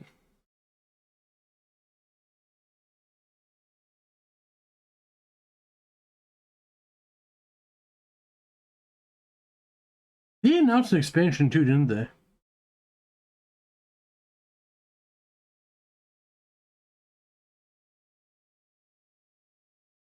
This is not highlighting the way I wanted to. Warhammer has games with unpainted models? No, they don't. I'm sending them a message right now. How dare they? I don't know if Kyle and Blue do, but it might be some of the people that they will play with at their events. But are they doing full battle reports with that? Or like recap type things? For me, that's different.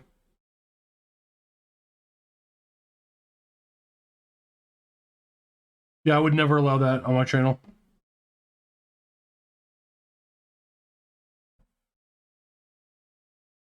I'm a Warhammer snob. I'm sorry, I'm a miniature wargaming snob. I won't even go to an event if they don't make it mandatory for painted miniatures.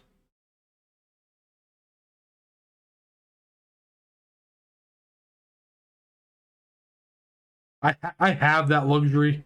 I know. If it wasn't for this job, nothing I own would be painted. I would totally down for a Warhammer stream with a Raid Shadow lit. No, not gonna do it. Won't do it. I will not do it. I think they just released a pre-order preview. Interesting. Come play Du Bois GT 8th Edition Escalation Tournament in November. Rochester, New York. I'm the TO. Well, that is relatively close. But I can't. That's a whole day off of hobbying that I need. But I appreciate the invite.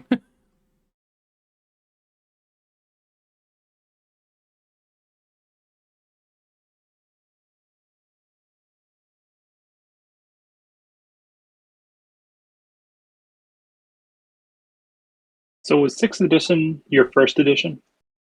Fifth. Fifth. Fifth for me, yeah.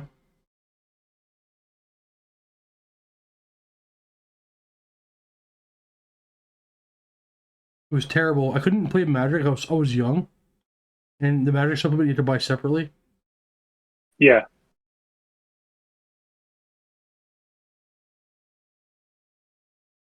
Remember, like the first time we played, we like literally sat on the floor, like probably 6 feet apart.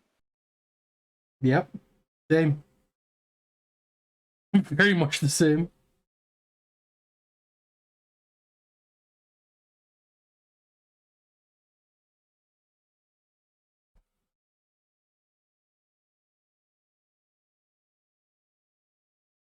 Play outside in the concrete too.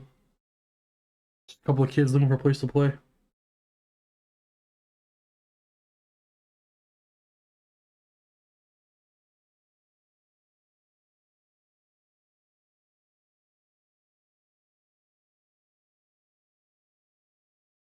My local gaming store has Curse City. But then I have to paint it. That's the problem too. I couldn't get it painted. I need to borrow a painted copy from somebody. I cannot allocate paint time to it right now. I don't even know if Mini Wargaming has one painted. I keep forgetting to check that. I gotta look into that.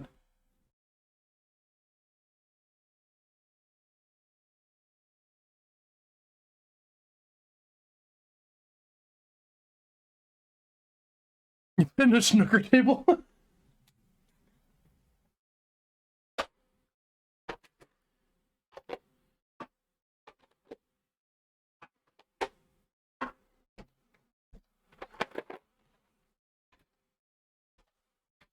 Wait, isn't that the hexagon table?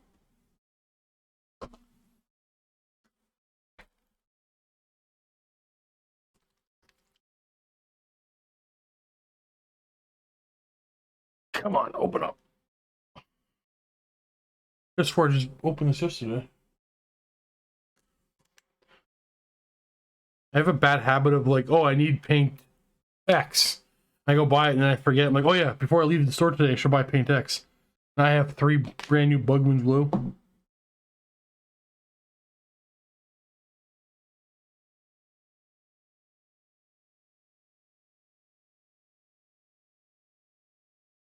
I didn't catch the end of yesterday's thing. Are you going to start doing Norska now? Okay. Here's my no, but yes. So because I can't use my Marauder Ogre things in Norska, I'm gonna paint the army like a Marauder themed Warriors of Chaos army, so that I'll use those as Chaos Ogres, and then I will be using them as Norska as well. But I'm real upset about the whole Marauder thing. I mean the half giant thing. It's a stupid thing to be upset about, but you know, it is what it is. Oh, you guys know what? I completely stopped using Games Workshop's white paint. I only use AK Interactive white now.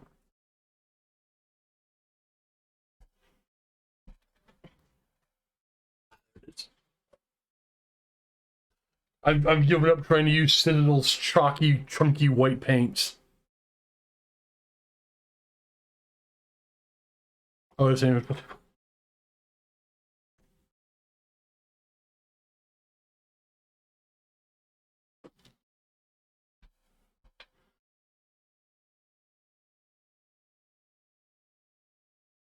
Ooh, it's turning pink. We don't want that.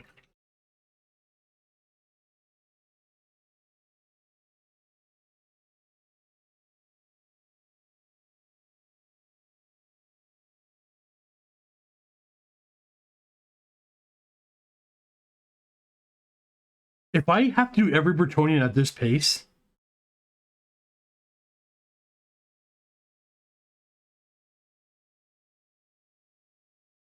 I'm gonna have to find a way of cutting corners.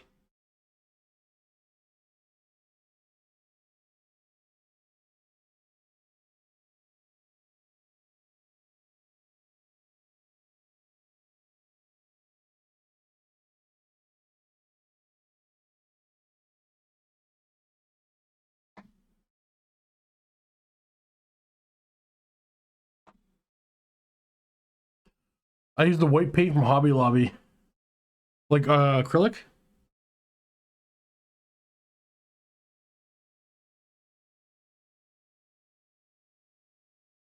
I've never used the craft paints for miniature before.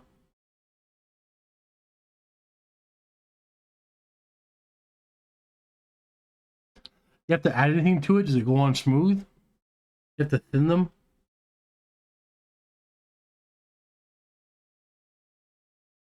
I've almost exclusively painted with Citadel paints.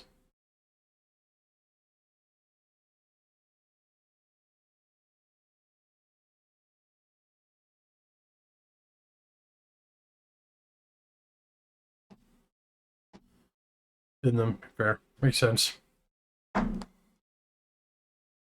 Makes sense.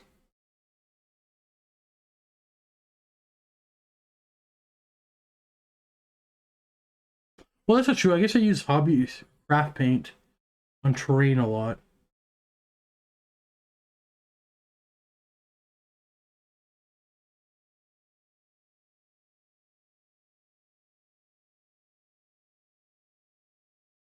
Like, considering like how cheap they are, I gotta assume they're inferior paint.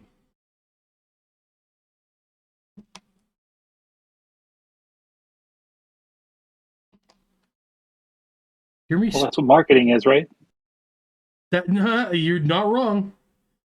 I feel like I have to assume they're inferior paint because you know, if something costs more, quality's clearly better. I'm conditioned.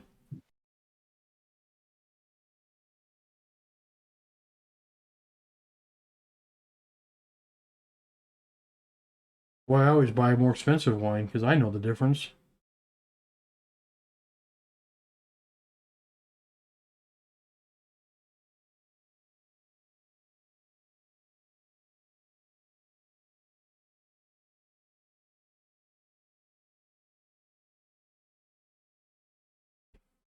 But like this AK Interactive White, intense modeling colors. I don't know, whatever. This thing, freaking love it.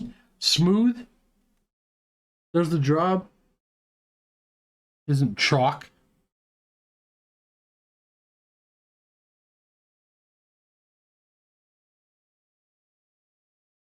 I gotta go too. I actually had a moment of quiet and I figured I'd jump on for the hell of it, but That's all good. I can talk to myself. I can talk to chat. there you go. I'm always going to be Is here. it going to be streamed tomorrow? Okay, so tomorrow, I don't, it's 50-50. Tomorrow, the live stream, yes. The live battle report tomorrow's happening for sure. I might do a painting stream in the morning. I might go into the studio and record a battle report. That part's 50-50. But either way, there'll be a game tomorrow. But, I'm sorry, dude, it's going to be Horus Heresy. We're going to do a Zone Mortalis game tomorrow. I thought you guys were getting away from that just because of the static camera and all. One, it works for Zone Mortalis, and two, there's a bunch of thoughts that we might have to cancel the Monday streams and move them back to Saturday. But I want to throw a bunch of random things on there first to get more data. Because right now, the Monday streams cost money. They don't make money. But I also like doing them. We're going to see how the Zone Mortalis one does and see if there was a miss for Heresy, if there was a longing for it. And if it's the same, whatever, I'll do it. But we're going to try a couple more things on the Monday before we give up on the Monday and move back to Saturday. Even though, like when what? You said you were going to start doing Monday streams, but I feel like out of the last 3 weeks, you've only done it once. That's true. Something like that. Oh, wow. But I think, there was like one fantasy, and then I think the next one was missed. And then last week, I think you were doing the Votan. Well, that's right, because the kid was sick the week before. You were right. This is actually making the data make more sense. I can see why it's not doing well. Why is that? Because you're not having them. Yeah. Yeah.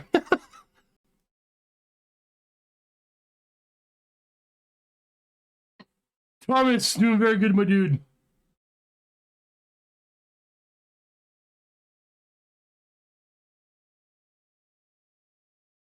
Well, just because fantasy does better for live, I don't know if doubling up on live fantasy is the right call.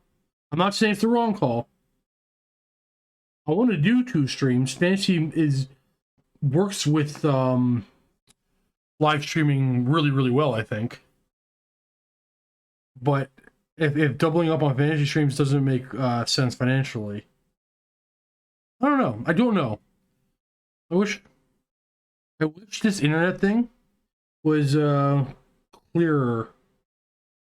Matt and I I'll spend forever. We'll just talk about this kind of stuff constantly. Because like they recently canceled their live stream.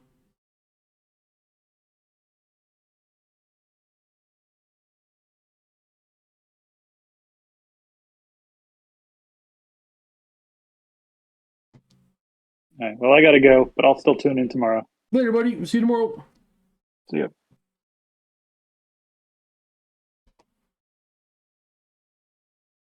Demon Age, welcome to the Mountaineers, my dude. I was sad, but I get why they did it. See, now I don't know if... Yeah. We'll see. We'll see how that all ends up going. Owen, because yeah, I don't know. Maybe have the second live stream be a rotation of other games you want to play. Yeah, that's also one of the things on our mind.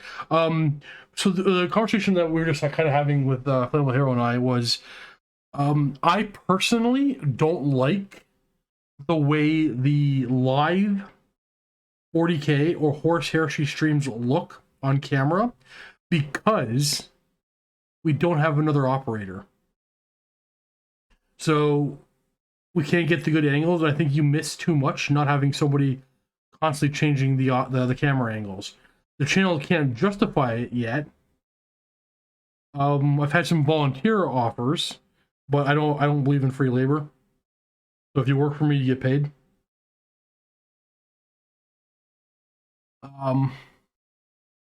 Yeah, so I think the 40K, sorry, every other game system will work live if someone's able to like maintain and constantly move the cameras. But a 2-man operation, because the main camera can see so much, we get away with it.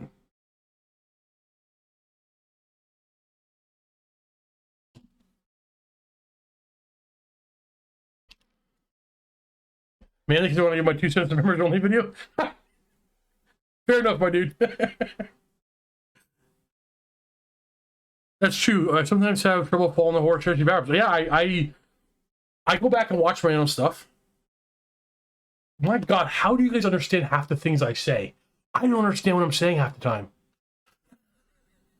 Yeah, I go back and watch them like, somebody should be changing the camera right now. We're not seeing the right thing. The camera's not where I want it. It's just, I need another body. But that's a lot of work for an extra body.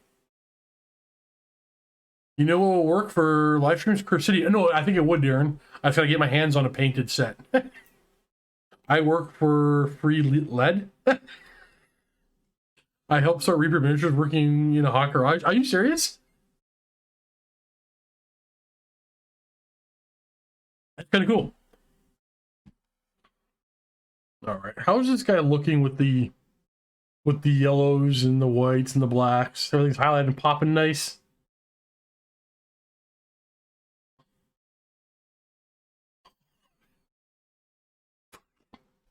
One horse, one stream. That's what we're gonna do.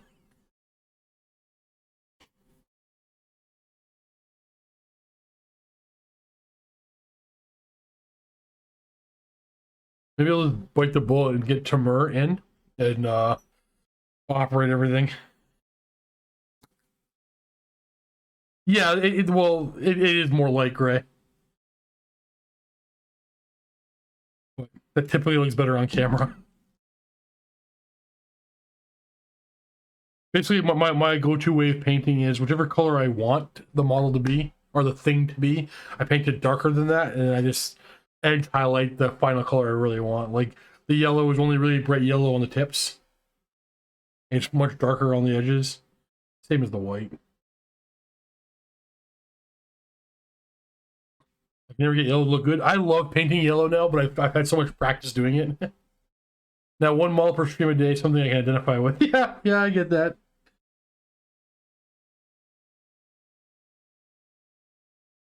You guys got some high cheekbones.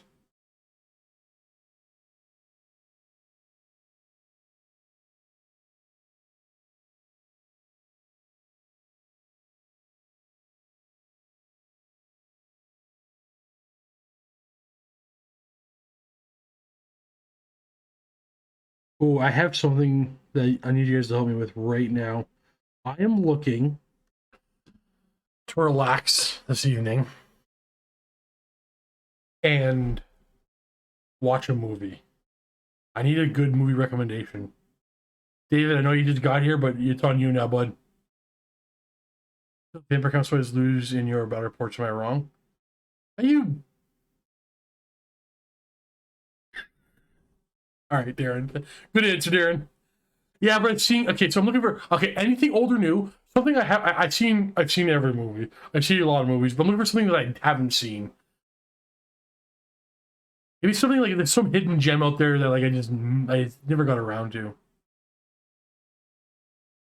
No genre limits. I like everything. Oh, hold on. I don't do comedy. And I don't really like the silly things. You know what? Honestly, I'm looking for a horror movie. That's what it is. Give me something horror. Scare me.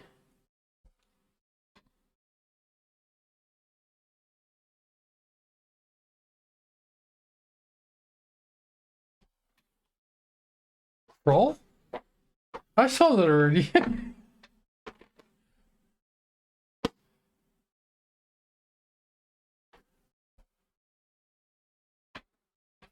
Where's my elf flesh?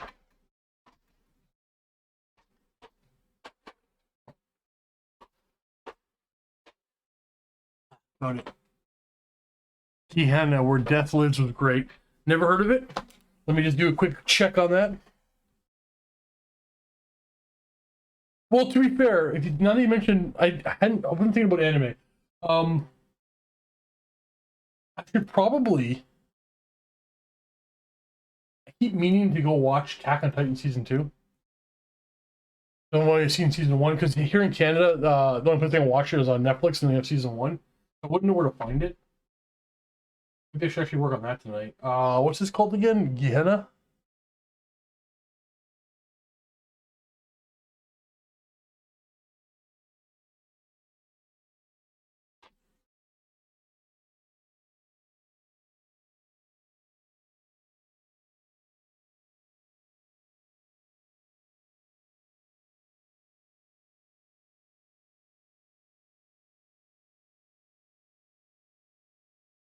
Okay,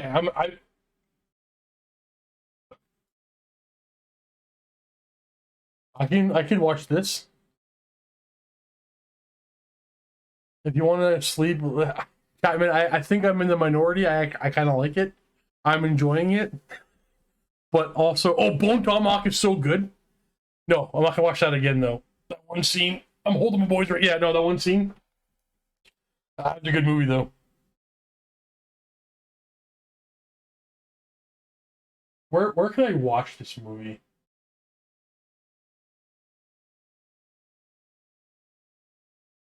Where to watch it? Amazon, iTunes, Google Play. All right, let's check if my Amazon has it.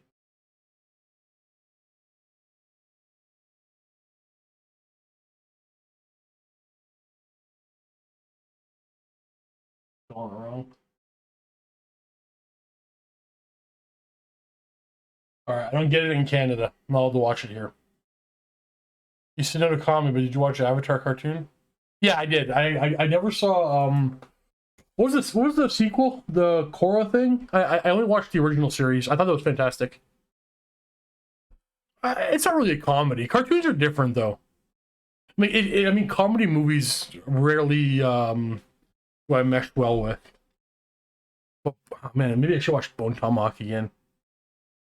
I was surprised by the Rings of Power. I was expecting it to be way worse and not that bad. Look, like honestly, if this thing came out 10 years ago, nobody would be complaining. It's just that we have a culture of complaining on the internet. Now, I get if I get that there are things that are not lore accurate, but like I don't know those things, so it doesn't bother me.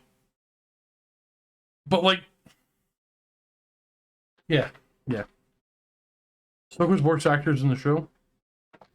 Oh yeah, the Dragon Prince on Netflix, Demon Knights. I watched it. I thought that was really good.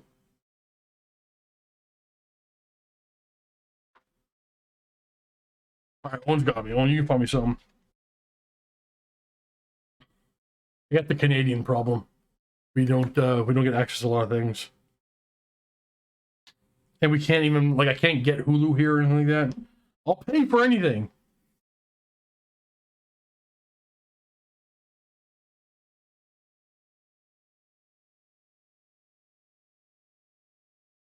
Demon Ace, to be fair, I feel like the quality kind of dipped on that show. That being said, I still did like it.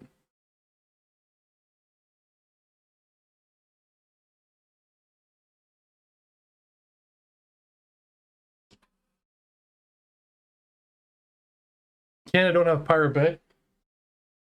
What is this Bay of Pirates you speak of?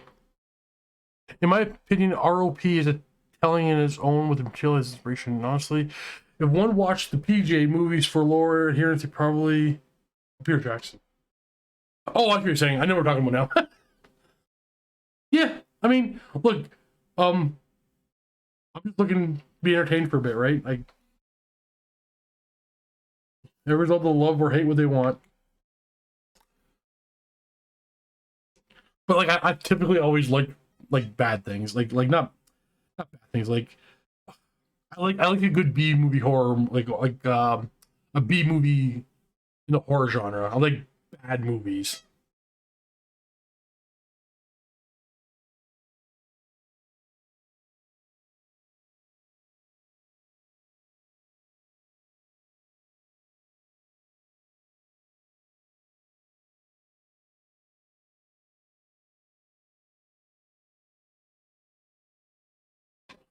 Yeah, I watched that, man.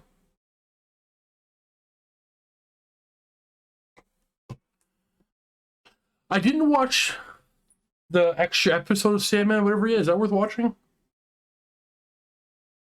The sequel to the Alien series and the Navy. Yeah, I've seen all those. I watched them all. Maybe the problem is I've already seen everything. Like I said, I haven't seen a good movie in forever. I said this before, I'll keep saying this, because I think it's a fantastic movie everybody should watch. The Black Phone, I just watched it last week. It's the first movie I've seen in forever that I really enjoyed.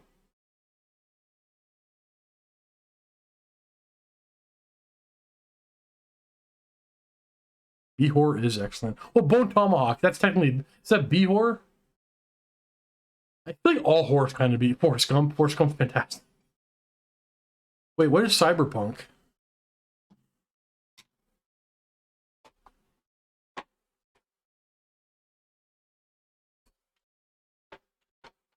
I thought that was a video game.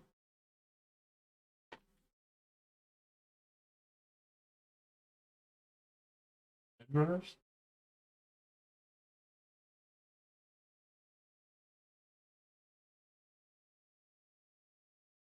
Doesn't look like something for me. Oh, actually, I just remember Castlevania. I only liked the first 2 seasons. I didn't like it after that. There was a show on Netflix. Let me just log into Netflix real quick. Why am I trying to pretend to be? Where's my watch? Where's my thing?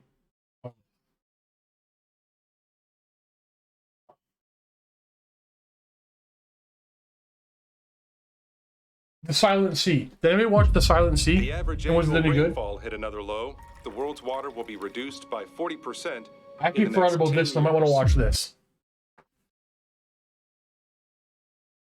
Man, did Prime Video lose all its movie rights? Yeah, it seems that way. So at night, I put TV on as I fall asleep, and I put like right now I'm going through the Bone. I looked at all the Star Trek series. I'm going through Bones now. It's an old crime drama show, and like at midnight it just stopped playing. I'm like, what the hell?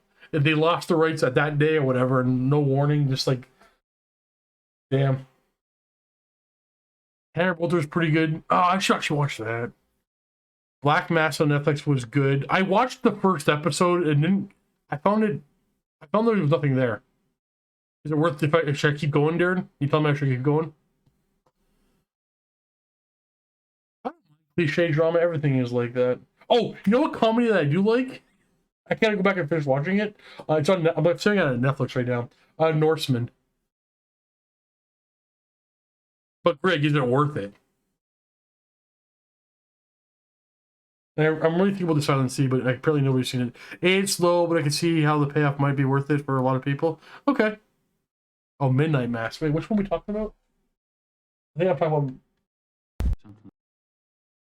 Hello again. Hello. The dead. Oh crap! I can turn it off. Oh, forget it. Wait, what? No, nothing. I did something else. I'd already seen Preacher. Man, there's nothing good to watch. Talk about first world problems.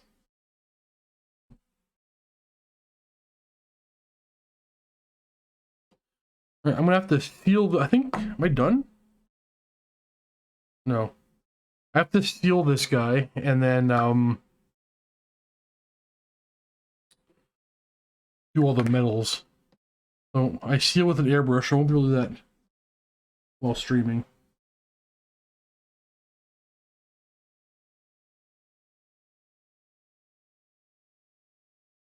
Gotta highlight the horse's eye, my dude. Oh, that's a detail I never do. Say that again? That's a detail I'll never do.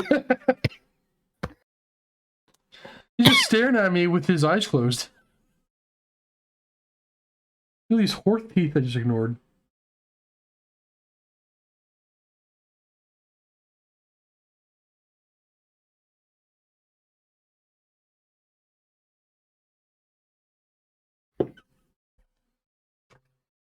Right, so what did I miss for the last 3 hours?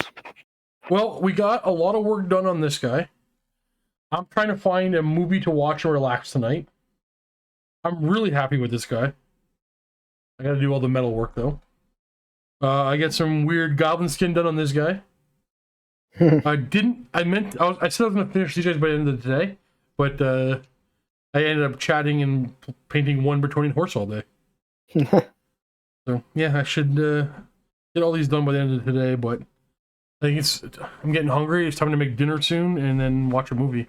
You know what was fun horror movie? The Wishmaster. That one I don't know. If you want, maybe not a movie, but a few nature documentaries, I can link you some. A documentary? Yeah. I'm not looking to educate myself, okay? What, you don't want to know about birds that literally measure their attractiveness in how blue are your feet? No. If you have a documentary explaining how the sun is flat, I'll watch that. But if it's not about the flat sun, I'm not interested.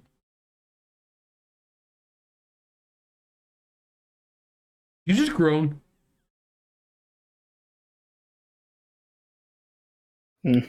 What? No. You know what? I think I'm gonna take a year off from the channel and miniature wargaming so I can produce my flat sun documentary. Okay, do you want the documentary sent to you in the Discord channel or directly? Send it directly. I gotta pre-approve this before the rest of the Discord can watch it.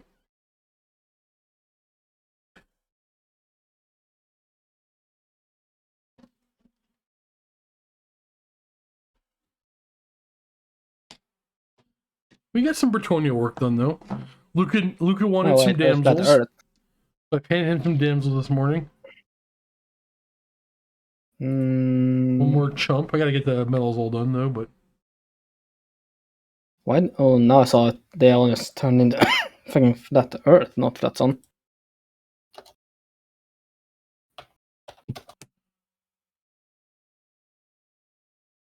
Oh, you know what? No, I don't do body horror actually. Like the gross stuff. Like, I only watched the first Hostel, and that's it. Like, I don't do that kind of. I'm not interested.